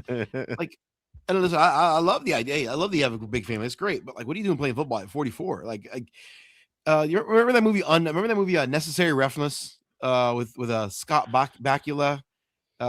He was a guy from Quantum Leap in the early 90s. He played the quarterback. I know Bakula is a legend. I don't remember that movie though. He was in a movie called Necessary Roughness, where he basically he was called out of retirement to come play, like that. He was like the All-American high school quarterback in Texas, but like didn't go to college because like he had to take care of the family farm instead of playing. You know, he sacrificed his dream to play football to take care of the family farm. Like, so stupid, like non-realistic. Anyway, but then he's like 45 years old and he comes back out of retirement to play quarterback for like some like Texas State, whatever. Like, this is the worst team in the league, in the country, and they end up beating University of Texas, who was a ranked number 1.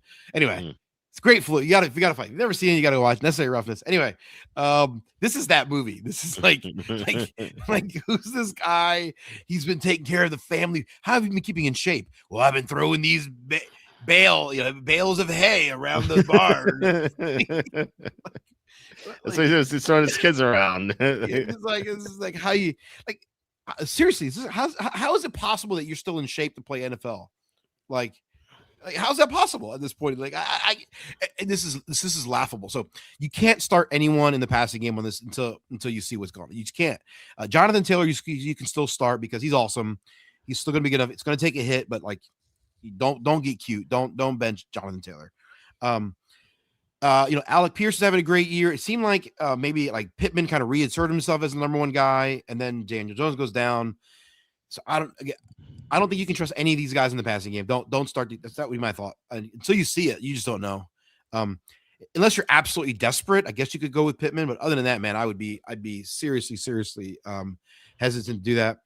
On the Jacksonville side, yeah, I'm with you. This team doesn't look great in any regard, but they look decent. Yeah, I think they're going to win the AFC South and not the NFC South, because it'd be very impressive if they win the NFC South. Yeah, I think they're going to win the division. If you're in your fantasy playoffs, I think Ryan Thomas, who I have not started in 5 weeks in our league, I'm going to start him this week in the first round of the playoffs. Isn't that exciting? I'm going to roll with him. He showed me enough where I think I'm going to go with it. I would not want. I don't think I want Patrick or Strange, although I have started Strange in one league. I don't want him. Myers, 4 catches on 10 targets, like not ideal, but I think she could do worse in a flex spot. Travis Etienne has made me look really stupid and has been decent. Not amazing, but decent. So yeah, I think start your Jaguars and hold your nose and hope that this is real. Yeah, I think it is. I think it is real. Play 3: Pittman, Rico, Warren, BTJ, Watson. Well, you just said BTJ. Watson has to go against Surtain this week. He's not going to see him every play, but still, that's troubling. Rico, Hubbard is getting more touches now. Not more than Rico, but like he's eating into that workload, so that's not ideal. Pittman has that issue with whoever's going to start quarterback. So I think BTJ is like your only sure bet there. I'd probably go with the final 3 guys, just because I don't really trust Rico to get the workload over. They do play the Saints. The Saints have a good run defense. Their pass defense is the bad one. So yeah, I think I'll go Warren, BTJ, Watson. What do you think? Yeah, I can't in good conscience put Pittman in my lineup, so he's an immediate out for me. Yeah. BTJ is the one that's like, which I can't believe a couple weeks ago. I can't believe it, but I think he's the safest of this bunch. Yeah. Jalen Warren, I don't love, but he's the safest of this bunch. I'm assuming this is for a flex spot, so I guess it's fine. So yeah, I think I'm going Warren, BTJ. Yeah, I guess it's Watson. Yuck. Sorry, bro. But yeah, I think I agree with you. The last three are probably the bet. And T-Law or Knicks, I'll go Lawrence, playing better right now. And Knicks plays against the Packers. And Knicks, like, he doesn't do anything until the fourth quarter when he needs to come up in the clutch. But yeah, only 17 points against the Raiders. They got the other 7 a kickoff return. By Marvin Mims, of course. So I would go Lawrence. Yeah. I'd go Lawrence. What do you think? I go Lawrence too. Also, it's obvious to me that the Broncos coaching staff doesn't trust Knicks. Like they have him on a very tight leash and how they play the games for the first few, and then it's like in a situation if they're down or they desperately need him to do like okay, go use your athleticism and go make a play. But it's very obvious they've told him to like be a game manager, don't take risk, very simple offense until they absolutely desperately need it, and then they will unleash him and his athleticism, which is we've seen worked out good and has been a disaster in moments we've seen so far in his short career. Is Flournoy worth a pickup? CD misses. Yeah, I put in a bid for Flournoy somewhere in one of my leagues. I would be hesitant to start him, and I don't know if Lamb is missing because I think here's my problem. I don't know what's going to go with Pickens, and I don't know if Pickens bounced back and is not a turd. I could see the passing game going through Ferguson and Pickens, and I could also see the offense just simply not being good enough to sustain a second receiver. Like I think it's possible that could be it's boomer bust. I think very boomer bust. So I don't know. But if Pickens is a turd, then like I could easily see them saying, okay, Flournoy, you're the guy. Let's just pepper you with targets, and it'd be great. I think it's a very, very high upside, very, very low floor type play. And it depends on how what's your style? How do you feel going in the playoffs? Yeah. Would you play him over Woody, Henderson, Godwin or Burden? I'd play him over Godwin. Burden too. I think Godwin actually looked really good this past week. I think he's the best option in that passing game right now. I don't know. I don't trust it. You could always re-aggravate the injury, and Mayfield looks hurt too. I would not start him over Woody. I would not start him over Henderson. Like I think Woody or Henderson, I think are obvious choices over over Flournoy. I think to me, Godwin's still I actually think Godwin's coming off his best game in terms of just like he looked the best that he's looked. Yeah. And Emeka Egbuka looks like he's just sort of like he's made some really bad drops. Like he should have scored a touchdown in this game. Like we haven't talked about that game yet, I guess. So like he hit the rookie wall or something. So I don't know. I might start all 4 of those guys over Flournoy right now. Okay. I would start Flournoy over the final 2 personally. Let's see. I have 2 receiver spots, Pierce or Judy. I already have Michael Wilson. So he's talking about Pierce or Judy. I guess Judy with the Colts uncertainty quarterback. You got to have another option, right? If I have to pick between if you're forcing me, put a gun in my head and you're forcing me to bet $1 on Pierce or Judy, I guess I'm going Judy. But yeah, that's not good options. I'd look elsewhere if you could. Yeah, and Baker or Purdy. We talked about Purdy's matchup against the Titans. Oh, yeah. And Baker's injured right now, so I'm going Purdy for sure. Yeah. Do we see Garrett Wilson playing again? It sounds like he might play this week. I'm seeing I'm like looking at the waiver wires on like NFL.com, and Garrett Wilson is the leader in the projections. So I'm like, I guess he's coming back. I think I would count on him playing sooner rather, maybe not this week, but sooner rather than later. Brady Cook, then you're not playing Wilson. But like if it's Tyrod Taylor or or Justin Fields, then you're definitely playing Wilson. Okay, let's go to the next game, which is Bills 39, Bengals 34 in the snow globe game. Burrow looked awesome outside of those 2 picks. One was not really his fault; it was just tipped in the air. But he was awesome. He looked like vintage Burrow. Higgins looked like vintage Higgins coming off the concussion. Chase actually didn't do that much, but the Bills are really good against number 1 receivers. Gesicki, whenever Higgins is out, Gesicki does well, and like Higgins is in and out of the lineup. So you can kind of understand that. For the Bills, another tilting moment for me because I laddered Dalton Kincaid, and now we hit the bottom rung on the ladder, so I made money. But like every time a Bills tight end would catch passes, I was like, yeah, Kincaid, it's Dawson Knox. Yeah, Kincaid, it's Dawson Knox. It's like I was so angry, man. I like. Where did this Dawson Knox nonsense come from? I know Cincinnati can't stop tight ends, but like, come on, can Kincaid like catch a few of those? Like, I don't know. I was really angry about that, but it was not surprising to see the tight ends go off there. Cook, solid game, nothing special, but Josh Allen, he looked like an MVP in this game, and I think that if he beats the Patriots, it's going to be between him and Stafford to be MVP. So, what are your thoughts on this game? Yeah, Josh Allen I watched this game going, oh, people talk about the big 4 quarterbacks in the league. Like there's not a big 4. It's a big 1, and there's a gap between him and the rest right now. He's playing as good as he's ever played. With a surrounding cast that's like weaker than what he's had in the past. Like this surrounding cast is not good. There's not one receiver on this team that I want in my fantasy starting lineup. I do own Shakir in 1 league, I think. I do own the tight ends. I do own Kincaid in 2 leagues that I'm playing in, and so he's going to be my tight end in 2 leagues going into this weekend. So that's exciting. But yeah, he's been great. And so yeah, I think I've got James Cook in our league as well. I didn't score a touchdown this week, but I think like you can trust him. So I don't love having Kincaid and Cook in the same lineup. Limits my upside a bit there, but whatever. We love those guys. Yeah, Burrow looked great. I know that the Bengals playoff hopes are not technically dead, but pretty much dead after losing this game. Yeah, one of the interceptions wasn't his fault. One was like totally just threw it right to the defender. Like, what are you doing, dude? The T. Higgins, his second touchdown, by the way, like it should have been a pass interference. It wasn't called. He's got a guy draped all over, like basically pulling him down by the arm, and he still just catches it with one hand. Just what a freaking boss catch. Yeah, don't get cute. Higgins, Jamar Chase, they're awesome. Feel free to start them. The question is there a third receiving option on this team that you'd want to start? And that is, between either it's Gesicki or if it's Yashevitz or who's the other guy? There was another receiver in this game that's wasn't there another receiver that was in this anyway? Who's the other tight end on this? I don't see it. Noah Fant. Oh no.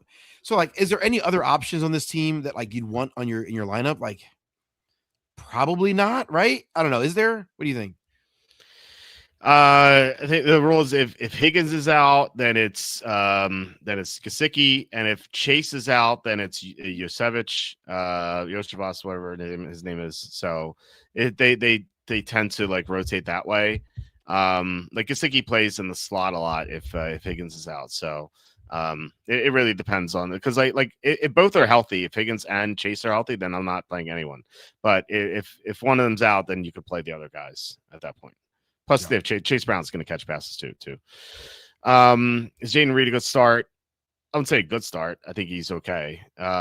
He's going to get he's still recovering. He's not 100% yet, so he's going to progress. Like right this week, I would say no, but maybe by week 16, 17, maybe he will be. Depends. Christian Watson looks good. He looks good. He's the number 1 guy. He's they throw him a lot of low percentage passes, but he's making big plays on them.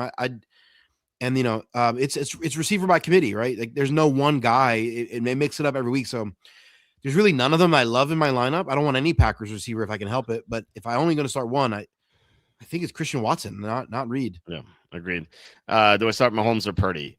I definitely Purdy. He has a far easier match against Tennessee. Mahomes goes against the Chargers. The Chargers have the number 6 defense in the NFL. They just limited Jalen Hurts to 1 fantasy point. 1. Now, a lot of that was on Hurts. I wouldn't expect Mahomes to have such a bad game, but still, it is a tough matchup for sure. Yeah, I would.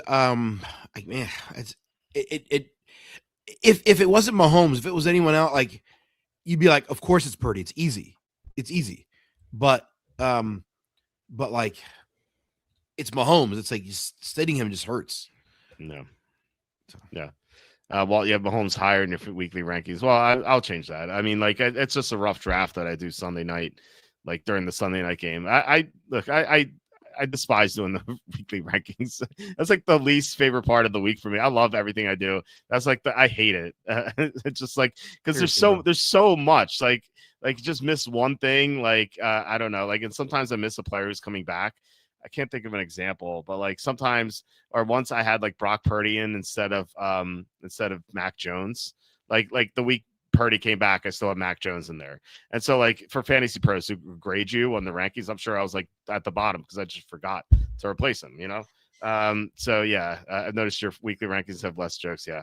I try to get them done as quickly as I despise them. I wish we were producing lots of revenue so I can hire someone to do the rankings for me. That's like my dream. Why don't you outsource this Quacky? Because then I have to pay him for this. Quacky will do some stuff for fun, but this is tedious work, and you have to be accurate. And plus Quacky has said a lot that he doesn't like fantasy too much. Like to me, like the weekly rankings is like the biggest waste of time. I'm sorry, like, I hate. It's like it is. First of all, we've talked about this before. I don't even make rankings. Or I make rankings. I don't do projection. I don't do projections even for draft season. I don't. I rank players in the order in which I would take them, not the order in which I think they're going to finish. Mm-hmm. And this is my ranking, and it's very subjective. That's just so. Like the fact that I would have to do that every week. Oh my gosh, please! Like I'd rather go through circle time with a bunch of 4-year-old brats than have to make rankings every week. Like, oh gosh. Yeah. Look, I do it. I agree with you. It's so brutal. Nice. Yeah, I don't know. I started doing it because I got so many emails from people be like, hey, should I start this person or that person? And so I wanted to be like, hey, just refer to this page. That's like why I started doing it.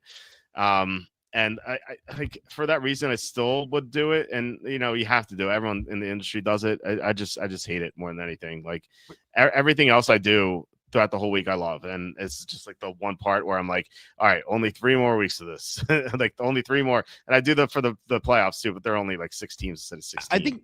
I think the other thing the reason why I think what about circle time with a bunch of middle-aged men discussing fantasy football? It's a great one to work. That sounds fun. I would say like I don't think you need to do weekly rankings. Like here's part of my case is I actually don't believe in linear rankings. Like I talk about this all the time. It's like, who should you start, this guy or this guy? I'm like, it depends on your situation. Like I'm so often thinking about the situation. Like I could have the same set of players in 2 different leagues and start 2 different guys based on the situation of that league. Mm-hmm. I just like I don't approach fantasy that way. So that's why I just don't. I think like the rankings are a waste of time. Like I would give you permission to not do it. You have my permission to stop doing it, Walter. Well, I need to make a living here, keep my and pay for the high cost health insurance. So if I don't have the rankings, that's less revenue for us. So we need this expensive health insurance. So anyway, we have Saints 24, Buccaneers 20. We alluded to this recently. Mayfield 14 of 30. Just he does not look healthy, as I said. There were some drops, like not on him.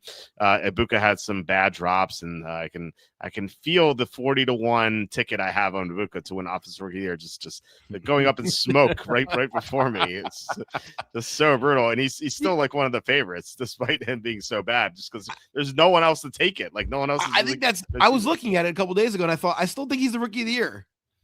Yeah, it's either him, McMillan, or Dart. If Dart looks great the final 4 weeks, like it's going to be him, or McMillan can do it. Like McMillan's stats are close to his. But hey, Tampa plays Atlanta on Thursday night. If Ibuka has a great game, then he could retake the favorite, being the favorite there. So it's one of those 3. Yeah. Yeah. So anyway, Godwin had his best game, as you said, 5 for 55. I just worry about his health. Like the foot injury he had is so brutal that like he could just get hurt at any moment. Bucky Irving, solid game, nothing special. Saints, as I said, Saints run defense a lot better than their pass defense. Devin Neal actually had a good game here. Tampa's run defense has not been the same. Vita Vea is not healthy. He's been on the injury report with his back like the entire year. Tyler Shuck, sounds like 2025 is going to be 2026 is going to be the year of the Shuck in New Orleans because there's only going to be like one quarterback coming out apparently, and the Saints have 3 wins, so they're not really in position to take one. So they're going to have to roll with Shuck or maybe sign a veteran to compete with him. But yeah, it's going to be him, and he had a good game here. Not like at least as a runner, like he was clutch at the end, so you have to give him that. Bailey led the team in receiving, so props to us for drafting him in the 20th round of best ball that 1 week. So, what are your thoughts on this game? Yeah, I could squint and see Shuck being as a starter in the NFL. Like, okay, like I could see like he actually played decent in this game, made some good decisions. Like I could see him being worthy of a starting spot. So I can understand why they roll with him. Yeah, I don't. You don't want anyone in this passing offense. Like you don't want like I have Olave in one league. Do I have him? I have him in our league actually. And like I'm wrestling with like him or DJ Moore, or Devontae Smith, like, and Brian Thomas. Like I got to start 2 of these 4 guys. And so. Like, yeah, man, it's just sort of like a mess. So I'm not sure where I'm like, I don't feel great about it, but if you can avoid starting anyone on this team, honestly, like avoid it. Because they're not good. And it's just kind of a hard, like Neil looks fine. Like the stat sheet looks good. I don't know if it's replicable. Replicatable. Is that a word? I don't know. Replicable. Anyway, yeah, Mayfield in this team on the Tampa side doesn't look right, so it's hard to trust the passing game here. I wouldn't want anyone in the passing offense if I could avoid it. But I think Godwin actually, yeah, I know you said like he had this brutal injury, like but he looked great in this game. So like I don't know, like I can't go around worried like a guy who's had an injury in the past. I can't let that like I don't know if I need a receiver, I got to roll with someone, and I think he's the best option right now. And so the problem with the situation of this is like it's a Thursday night game. He's playing on Thursday night, so it's like. Sometimes if you have Thursday night players, like I sometimes feel indebted to like I feel like if there's a tiebreaker, I go with the Thursday night player because I've been in the situation where it's like I don't play the Thursday night player and then I get to Sunday and then there's an injury or a last minute change that like now I'm scrambling. So then sometimes I'm like if obviously if the Sunday night player is better or the Sunday player is better, I'm going to wait for the Sunday player. But like if there's a tiebreaker. So I think this is a situation where some guys might be out there where like you're desperate for a wide receiver 3 or a flex spot. And like, I think you could do worse than Godwin. So yeah, I think that's the situation. By the way, Bucky Irving looked really good in this game to me. He has really good moments. But like New Orleans running defense was really good. They were like basically selling it to stop the run, and Bucky Irving still made some good plays. So yeah, if you've got Bucky, like start him with confidence. I think he'll be fine in the playoffs. Yeah, I think so too. All right, Packers 28, Bears 21. Bears ran on the Packers, like even when they were down, they just kept running the ball, and it wasn't as effective as it was against the Eagles, but they still ran for combined 120 yards. So that was impressive. Caleb Williams had some good moments, but then he threw a horrible interception into the end zone to end the game. That was awful. Burden led the team in receiving, and I think the most disappointing player, to scroll down to find him, DJ Moore, 1 catch, -4 receiving yards with Rome Odunze out. I thought Moore was going to have a decent game with Noah Odunze, and apparently not. Like he just, I don't know what happened to him. He's just completely lost, and I don't think he's going to be on the team much longer. Josh Jacobs, a good game, 86 for a touchdown. Watson, you mentioned him before, 4 for 89 and 2 touchdowns. Jaden Reed coming back, 4 for 31, so he's going to get more acclimated into this offense. And Jordan Love it continues to play well here. Had a great Thanksgiving, played well against Chicago, so he's looking really good. And the Packers are starting to look like the team that we all expected at the beginning of the year. So, what are your thoughts on this game? Yeah, the Packers offense is starting to look his role. If you have Jordan Love, I like Jordan Love. Josh Jacobs, you start him. Don't try to get cute. Christian Watson, I think, is worthy of a start. I don't know. There's, as a wide receiver 3, flex play. I don't think there's anyone else on this team I'd want to start. Chicago, yeah, start Swift, Manon guy. They're both worthy of being started. Caleb Williams played well for most of this game. The last few weeks, he's had some really I've bagged on him as much as anybody. I've ripped on him, because I just think he's a diva and overrated and inconsistent. And, I think he does weird things like paint your fingernails. But I will say over the last few weeks, he's played really good football. Yeah. That decision he made at the end, the interception, the end of the game, just terrible decision, a terrible throw. But he's been mostly good. I actually started him in our league. And so he was fine. I mean, he's still making enough plays with his legs as well, where he's a threat to score a rushing touchdown, in any given week. So you like that. Luther Burden, my boy. Finally, I'm so glad I drafted you in 3 or 4 leagues. I had to cut you by week 3. Finally he's turning into the guy that there's several guys that I follow that do draft stuff that I trust that said he was really good. And but he just took a while for him to figure it out. And so, and even in this game, he's still Zacchaeus still scores a touchdown instead of Burden. Zacchaeus Burden is out snapping Zacchaeus 2-1 at this point. Twice as many snaps, twice as many targets, and yet the one play where Burden is out is the play in the red zone where Zacchaeus scores a touchdown. I got Burden in so many best ball leagues, total talking about tilt. Anyway, Loveland, I got Loveland in a few leagues too, a few bust ball drafts too. But I don't know that I like. Oh, by the way, Cortland, Loveland, I saw has been the 5th best tight end over the last 6 weeks. I guess that's sustainable. I guess he's real. I guess you got to start him. Yuck.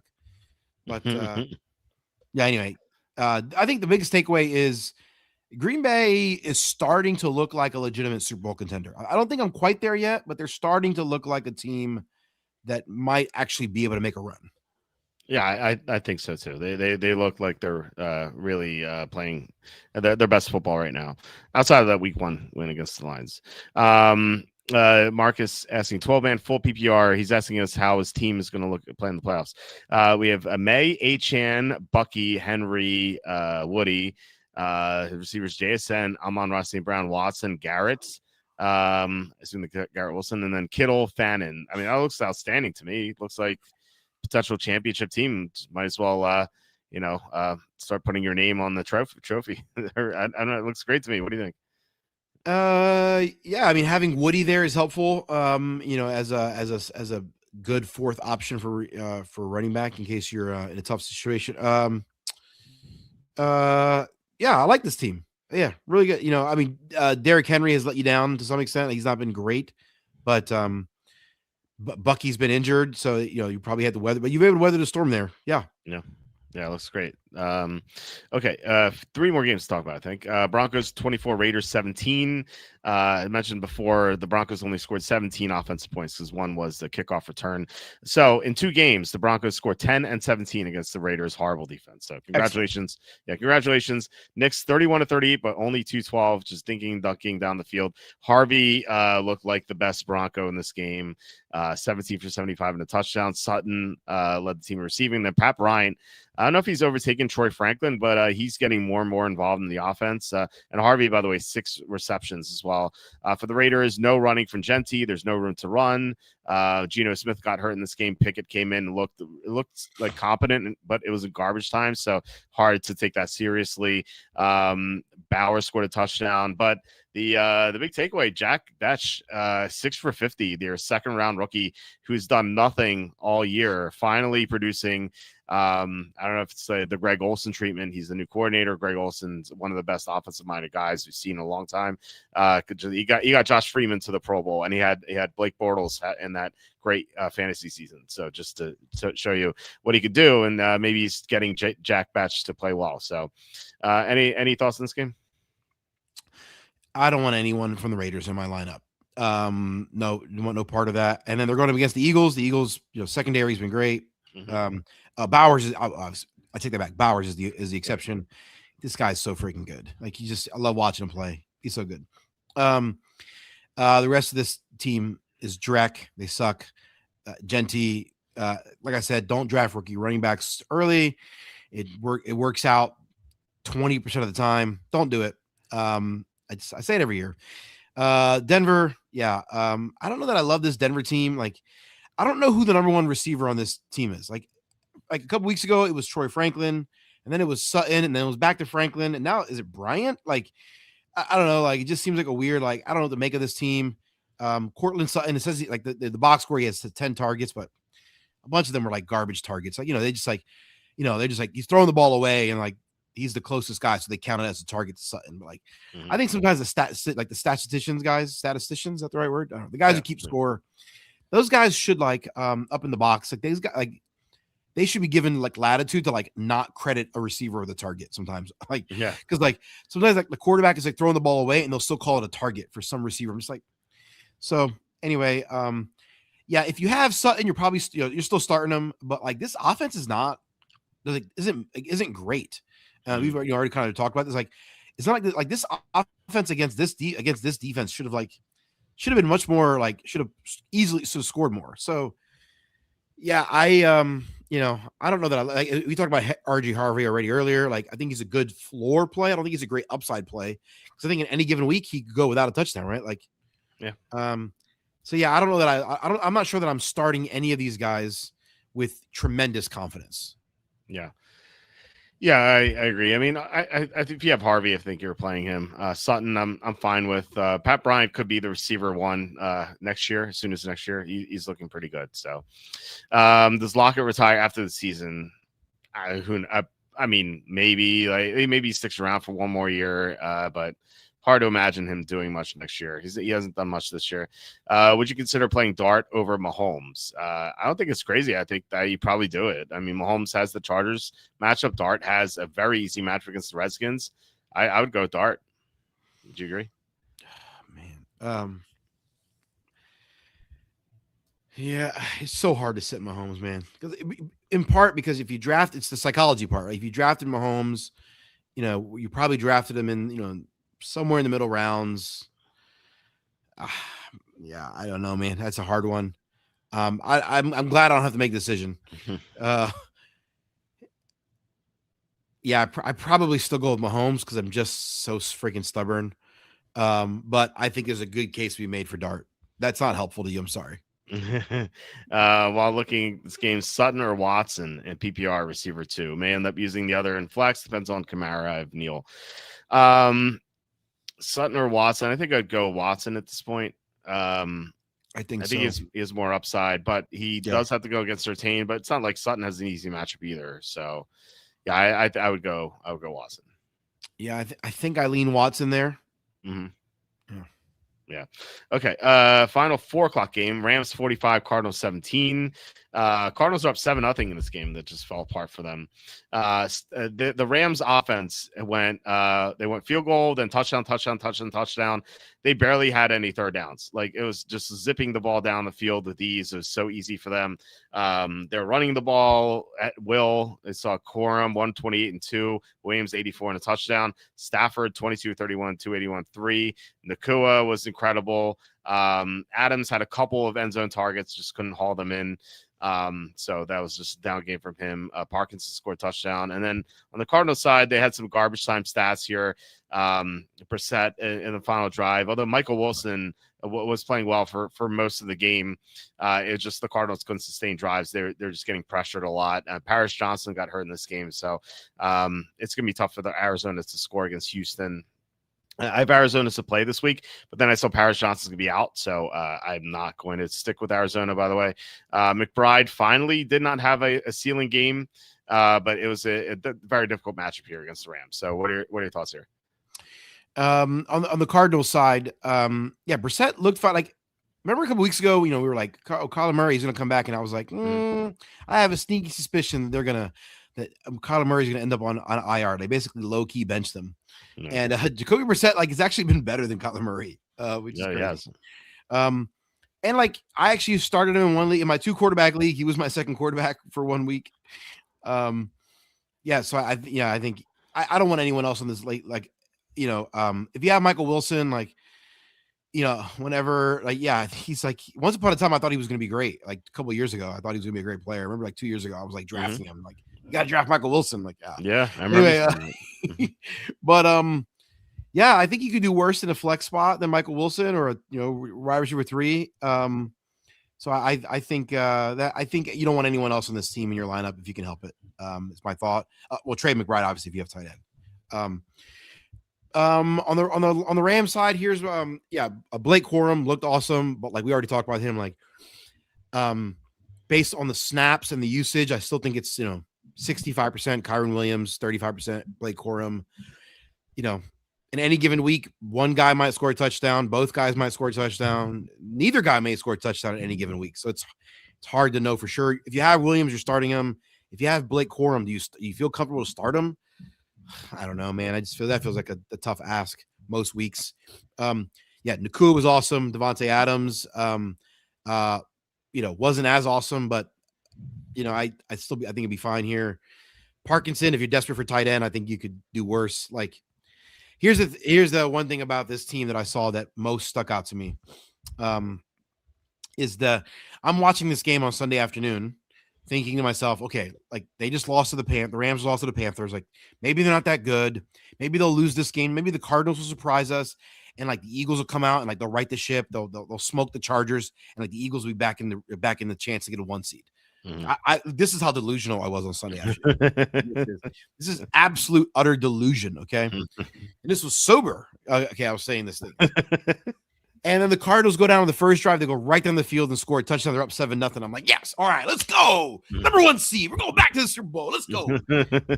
and then the Rams took over and just smoked this Cardinals squad. And I thought to myself, it was about halfway through the third quarter where I had the realization of like, oh, the Rams are the best team in the NFL, and they're going to be the 1 seed, and they're coming out. They're going to the Super Bowl. And the Eagles don't have a chance. It doesn't matter what they do tomorrow night.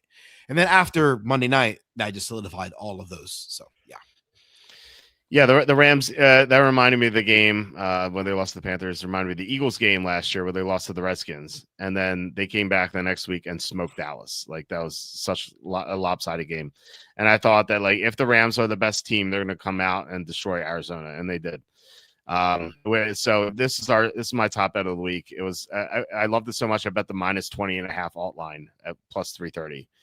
So that was a nice win too. My idiot friend locked in the 4 seed and decided he should rest Kyron Williams last week to help him get ready for the fantasy playoffs. What? Well, I can see like Kyron Williams is like, hey, this random guy is resting me. I'm gonna get ready.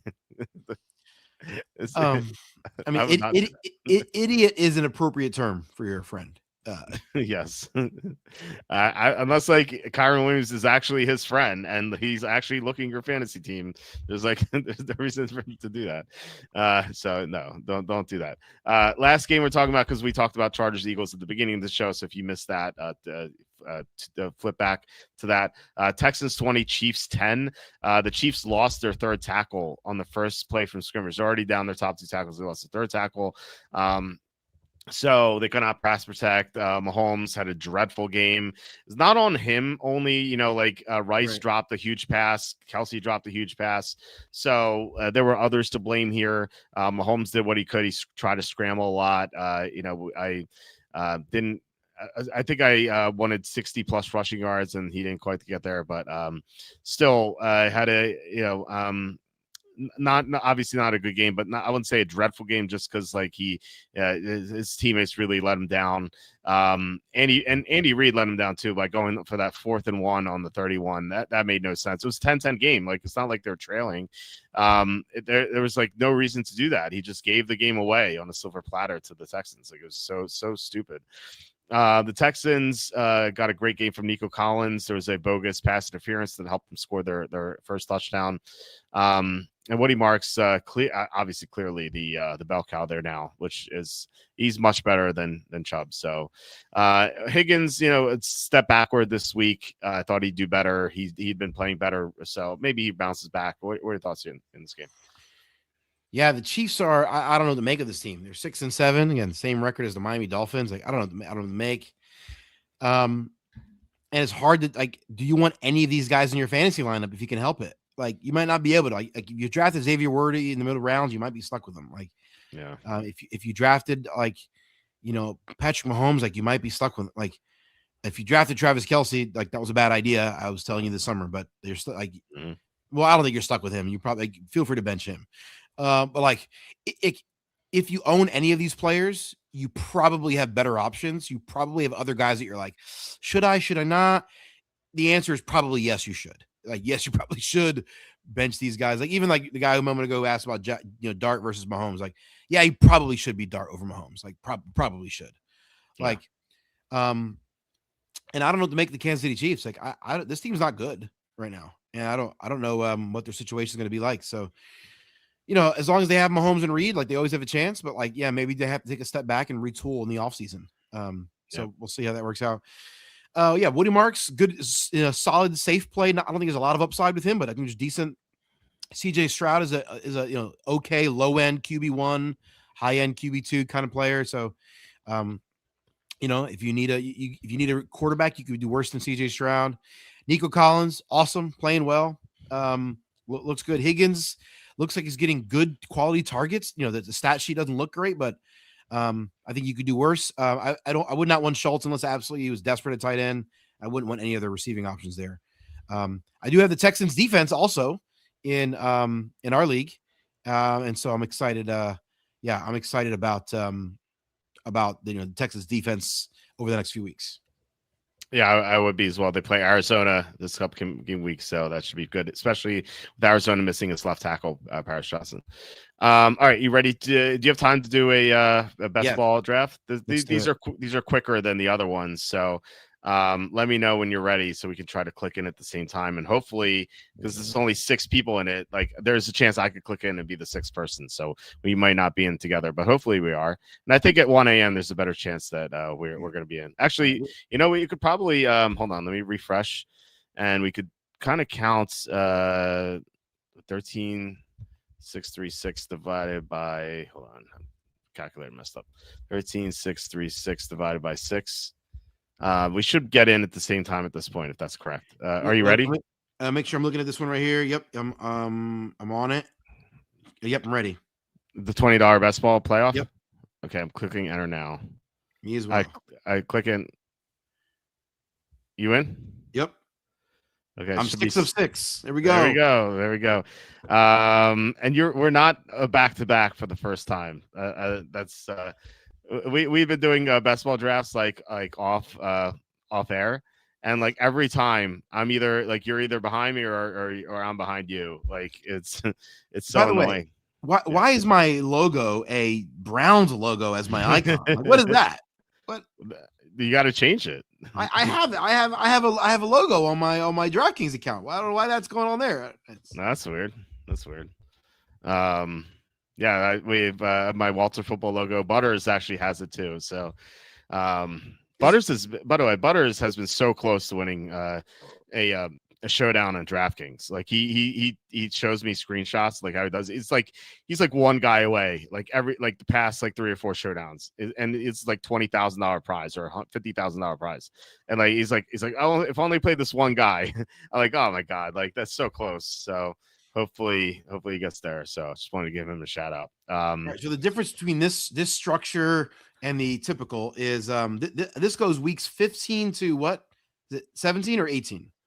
Oh, this is just this is playoffs. So playoffs. This is playoffs. So week 19 onward. So got it. Okay. Yeah. So don't draft Jonathan Taylor, who's being drafted in the 2nd round, unless you think the Colts are going to rally with Phil Rivers. I don't think they're going to rally. Otherwise, feel free to take him there. But Jonathan Taylor is going in the 2nd round of this draft. So the strategy here is to try to assemble a team that is going to do really well in the Super Bowl. So you want to draft players from the AFC and the NFC to have a good team. So for example, last year, if you had Chiefs Eagles, if you had Hurts and Barkley and Brown and Worthy did well, so Josh Allen goes 1 here, and then if you had Goddard, that was the formula to win.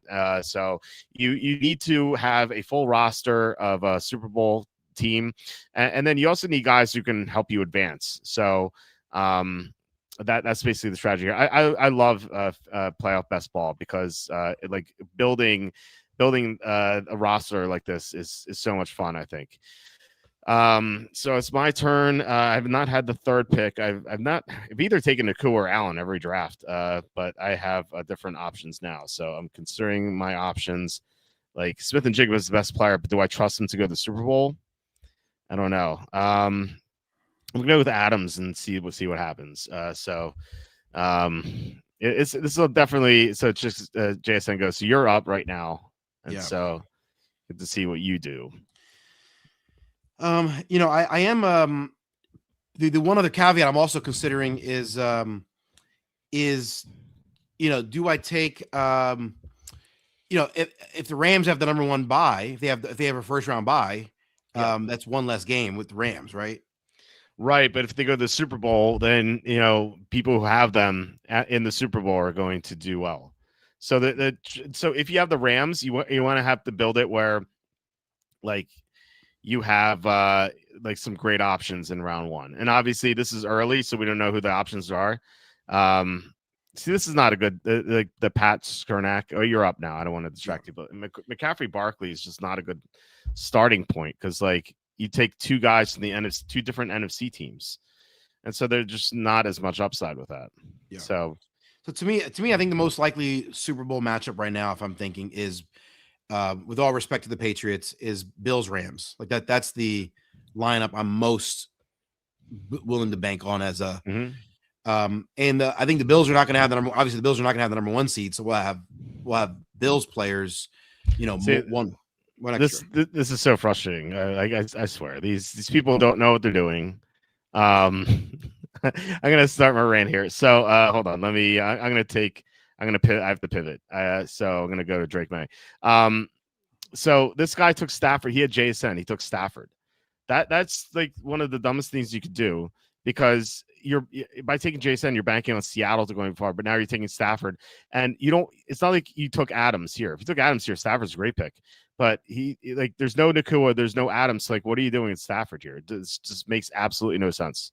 So, yeah, I'm angry right now. These people don't know how to draft, and it ruins everything. So, like I said, I have to pivot. I'm going to pivot to hopefully Patriots Packers Super Bowl, and just have Adams as a guy who can advance me. So, yeah. And so this guy goes Kincaid now. That seems too early for Kincaid. All right, you're up. So yeah, I mean, yeah, you had a good start. You took two guys who could face off against each other in the Super Bowl. But now I have no other good options at this spot. So it's like now I just need a guy to help me survive, right? To advance. Yeah, or you take Shakir. Might be a little early. You're 5 seconds. So. Yeah. I think Shakir is the right move there. Because now like you're building a Super Bowl lineup. Now I'll say this, that like Bills Rams is pretty difficult for you now at this point because you're not going to get a quarterback. They're both gone. Yeah. So if they go to the Super Bowl, you're not going to have the winning lineup because you're not like someone's going to have the quarterback. Maybe they don't have Williams or maybe they don't have Cook, but like someone's going to have Allen and they're going to fill in the running back. So it's like quarterback's so important to get here for your Super Bowl team. You know what I mean? Right. So it's like this is like a puzzle. I love fantasy playoff best ball. Like sometimes it just doesn't work out. You stole Henderson from me, you jerk. Yeah. Supposed to cooperate here. Yeah. Right. That's actually. I wish this would have a comment board because I think it's in everyone's interest to cooperate and like help each other have their best teams. So for me, my thought is, okay, if the Bills do not go to the Super Bowl, and if it's the Rams Patriots by the second back, then I've got the two running backs in the Super Bowl there. Yeah, you don't have the quarterback though. Still, yeah. So that's still an issue. So yeah, I mean, but they were taken before I could get them, so I didn't have an option. Right. Yeah. So yeah, it's that's basically the crux of it. So like I was saying before, I think it's it's everyone's best interest to cooperate because but you still make money if you make it to the Super Bowl. Like you make money if you win this pod, Right. So there's still like yeah, $20 in. Okay, if I make $100, like, all right, like yeah, you're right. If I don't have the quarterback, if I don't have the right lineup, I'm not going to win the whole thing and not win the mill, whatever. Right. But I still have a chance at making some money back. Yeah. Yeah, you're right. Yeah, no, you do. And at that point, like sometimes your drafts get ruined, and like I've been like that. Like that happens quite often in these. Like sometimes people just snipe you, and you're like I'm 0% chance to win the Super Bowl, but I can maybe win $10 or $30 or $80 depending on how far I go. So there is that strategy as well. So yeah, given your spot with no quarterback, that's probably what you're looking at right now. But I think I would have a decent chance. Yeah. Hold on, I'm gonna take Christian Watson here. So I have almost a full roster of Patriot Packers. I have May, Jacobs, Diggs, Watson, and I need a tight end. Unfortunately, Henry went. But I need a. Okay, this guy took Henry and Kincaid. Like, what are you doing? And then I need a flex too. So which isn't that difficult to fill, but this guy took Lamar Jackson. Is he going to make the playoffs? He took Chase and Lamar Jackson. Like one of them's not going to make the playoffs. Trey McBride. What is happening here? Arizona, like, why is Trey McBride even in the pool? This guy, I don't understand. I don't understand some of these people. I text you all the time. I'm like, these guys are such idiots. So sick of this. So I took Parkinson, which makes sense for your Rams or Patriots. Sorry, Patriots, Bills. Okay, so I'm up. Let's see here. Probably should have planned this out. So too early for Musgrave. Way too early for Musgrave. Now at this point, I'm looking for a guy who can help me advance. And I think the best guy for that could potentially be RJ Harvey. So I'm going to draft him. So I need a second running back anyway. So yeah, and I think I don't want to mention it yet, but I think there's some teams that are undervalued right now. Yeah, and I wonder if I can have a secondary team because like there's really like outside of Musgrave, like I mean there are obviously some guys that could draft here who could help, but I probably should be drafting them right now. But you could technically have like a secondary team, like for example, Etienne goes. So I was thinking like Jacksonville. So like if I drafted. Right now, I have Patriots with May and Diggs. If I drafted Lawrence and Myers, this Packers Patriots could also work for Jaguars Packers as well. Right. And Myers goes, so that's off the table. So that's okay. You could definitely do that where you have like two shots at a Super Bowl matchup. It's generally like you want to have like a base team for one conference, and then you want to alternate from the other conference. So I'm going to fill out my team here, and let's see. I'm going to go with I guess Kayshon Boutte. At this point, just Patriots. Yeah, Patriots. Yeah, because I already have May and Diggs, and now I have Boutte. So Boutte would be my flex in this situation if I go to the Super Bowl. So yeah, I like this. Look, if Patriots Packers is the Super Bowl matchup, this is looking pretty good. Now I have to be careful. The Patriots have the 1 seed, so I would need another quarterback. But yeah, that's what I'd be looking at. So. That's always a challenge. So this guy took Lawrence and Love. So yeah, maybe I should. Me. Oh, you took Lawrence and Love. Okay, yeah. Okay, so good. So to me, right? Okay, can I pivot to another lineup? Like what team might go? I'm like, okay, I think I could pivot to a Packers lineup. Mm-hmm. So like, okay, I'll go Love, and then like if Jalen Reed is still available, like, and maybe I can still like potentially like pivot here, to having some. Jags Packers players. Mm-hmm.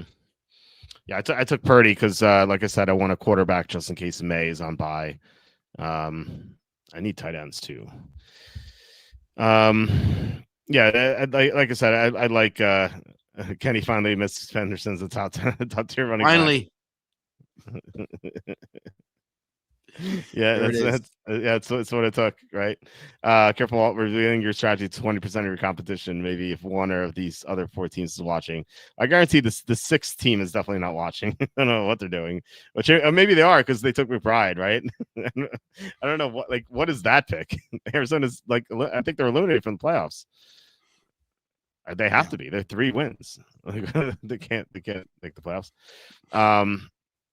Okay, there's one other Packer receiver I wanted, and Jaden Reed. So I suspect he'll be better as the weeks go by. So that's another guy I can get for this Packers Patriots Super Bowl, which is looking pretty good, I think, right now.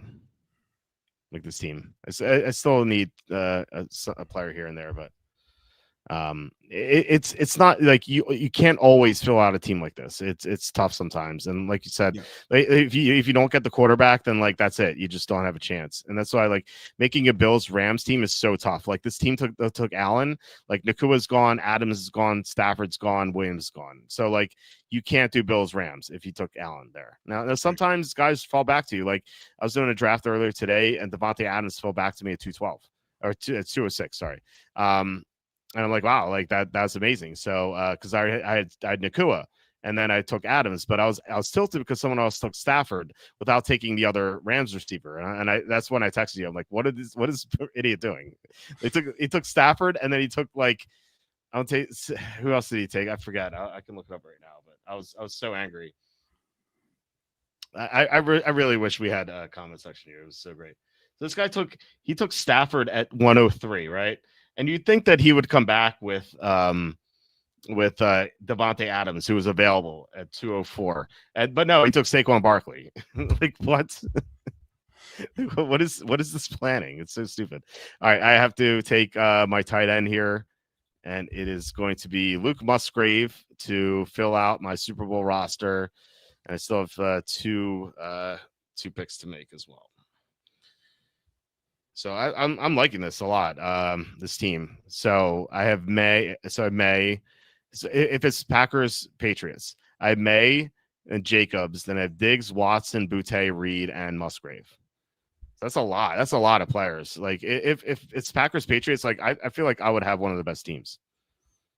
But problem is getting there. Like that's half the battle. Like you have to have good players to help you get there, and maybe Adams will help me get there. Maybe Harvey will get me there. You know. So who knows? I would like another tight end though. Just having Musgrave's kind of scary. I don't know if there are any available though. Let's see what I have. I only have 2 running back. You only need to start one running back here, so it's not too bad. It's different than the regular season, right? But yeah. Okay, Montgomery goes. He may not make the playoffs. Who's left for tight end? We have Ingram's left. I'll take Ingram. I have him queued up as my next pick. Okay, is there anyone else I could take? I mean, you could take I'll take Barner then. No, you take whoever you want. No, I don't want to interfere with you. It's cooperation. This I'm serious here. I think cooperation is really important in this. And that's why I wish that they had a comment section here, which you'd be like, hey, I'm doing this, you do this, you know. I'm sure DraftKings wouldn't want to see it, but still. I think your approach is different. I think most people think, well, I'm not going to win the $1 million. I'm not going to win the $1 million anyway. I'm not going to be the number one. I just want to make a couple bucks. Like, can I just make back $20? You know, I don't think most people are thinking what you're thinking. Oh, I'm playing this to win the $1 million. Right, like that. Right. That's the upside, you know. Yeah, I think most people think. Yeah, go ahead. I think most people, it's like, listen, the chances that I'm going to make it that far is pretty low. Yeah. So I have to make one more pick here. Who is the best available? Who could be in the playoffs? Maybe Buka. Franklin's still available. That's interesting. I already have 5 receivers though. Who's a good running back? Henry, if he makes the playoffs, that's questionable. But Charbonnet. Okay. I'll take Charbonnet. I have a couple Seattle players, so does that like do anything for me? If it's Patriots Seahawks, I have May, Charbonnet, Diggs, Boutte. I don't have a tight end. Oh, no, Barner, and that's it. I don't have flex, but that's something. See, that's funny. I almost stumbled into another Super Bowl matchup with Patriots Seahawks. If I had one other flex that would have gotten me there. So if I don't know if I couldn't have planned it out, but like if Harvey turned into Kenneth Walker was gone, or who maybe if I drafted Rashid Shaheed somewhere, then that would have worked out. But that would have been tough. But still, all right. So no. What were you saying before is like I feel like you should go into this trying to win the Millie. Like that's what you should do. But I think if you start drafting and you realize that you're kind of cooked at quarterback, like kind of like you were, then I think you should pivot to where you try to go as far as you can because you're not going to win, but maybe try to get to the Super Bowl. It's still possible. Just try to do that. At least make it to the next round, so you can profit off that. So you kind of have to like be flexible and just change your strategy just based on like whether things go for you or not. Right. Yeah. So I like I said, I really like this format. It's so much fun. This guy must think the Cowboys are going to win the division. Let me see. Where did he draft the Cowboys? I mean, it's not a crazy possibility. I mean, it's not. Hey, look. If here we go. Prescott, Ferguson, Lamb, Pickens. Look, it's funny. If the Cowboys do win the division, like this guy's actually going to be in decent shape. Like it's going to be super rare for a team like this to have it. The problem is we're not all just drafting this early. Like later on, people are going to be drafting like when the actual playoffs start, like right before the first game. And so they're going to have opportunities to take Cowboys. So it's not like this guy's like doing something special that he's going to have like a leg up on someone. No, people are going to have the Cowboys if they're in good shape. But like right now, you're just wasting time here. But I did want to point out that the Jaguars are going so late. Like if you're doing this later, like ATN was 606. What's his face? Where'd Lawrence go? He went 7-5. 705 with Lawrence. You took Lawrence. Mm-hmm. And then where'd Myers go? Myers went 701. Brian Thomas Jr. went 901. Like this whole team is going so late. I've noticed that. And so I'm trying to get like Bills, but if I miss out on the Bills, I'm like just getting Jaguars later. Because I think they're, like I said, I think there's a decent chance they make a run, and I don't think it's crazy to think that they can get to the Super Bowl. So that's one team I've had my eye on. Broncos are getting they're going earlier, but like not as early as they should given the record. I just don't believe in them. Blake Corum's going late. He went 803. I think he's really good value here. Walker for a starter, 504 is good value. So yeah, there's a couple of things I noticed. I've done like 6 or 7 of these so far. So, and I did a bunch of them last year. I almost had the winner. I was like tied for first in the Super Bowl until Xavier Worthy caught a touchdown. I had a Chiefs Eagles stack that was so good, but I did not have Worthy. And then when Worthy caught a touchdown, just plummeted in the standings. Just sucked. But what are you gonna do? So that's kind of like just through experience. I feel like kind of know that you should try to get as many players as possible in your matchup, but you also need guys to help you advance at the same time. So that's kind of like it's tricky too. So, right. Yeah. All right. Anything else before we head out? You want to talk about the capisfake.com? Where is it? That's not it. Oh, here it is. Amid your 800 tabs you've got open. Yeah. I should have seen it. There it is. Thecapisfake.com. Got my microphone flag there. Hold on. We can show that off. There you go. Thecapisfake.com. No brand new articles this week, but lots of good articles. At least I think they're good. So if you're interested, lots of fantasy content, general NFL content, salary cap content, all sorts of fun stuff. So if you're interested, check it out. Thecapisfake.com. Unless you're unless you're in the NBA, then the cap is real and sucks. That's definitely true. And by the way, this best ball draft took 20 minutes. I love how fast these are because the other ones take like 50 minutes. Like these are super quick. You run through them like so quickly. Anyway, guys, thank you so much for watching, commenting. Really appreciate it. We'll be back tomorrow with Andy Isco talking NFL picks for Week 15. But otherwise, please hit like, subscribe, comment below, share this video. Visit walterfootball.com for tons of free NFL content. And I hope you guys have a great rest of your night. And I will talk to you in the next show.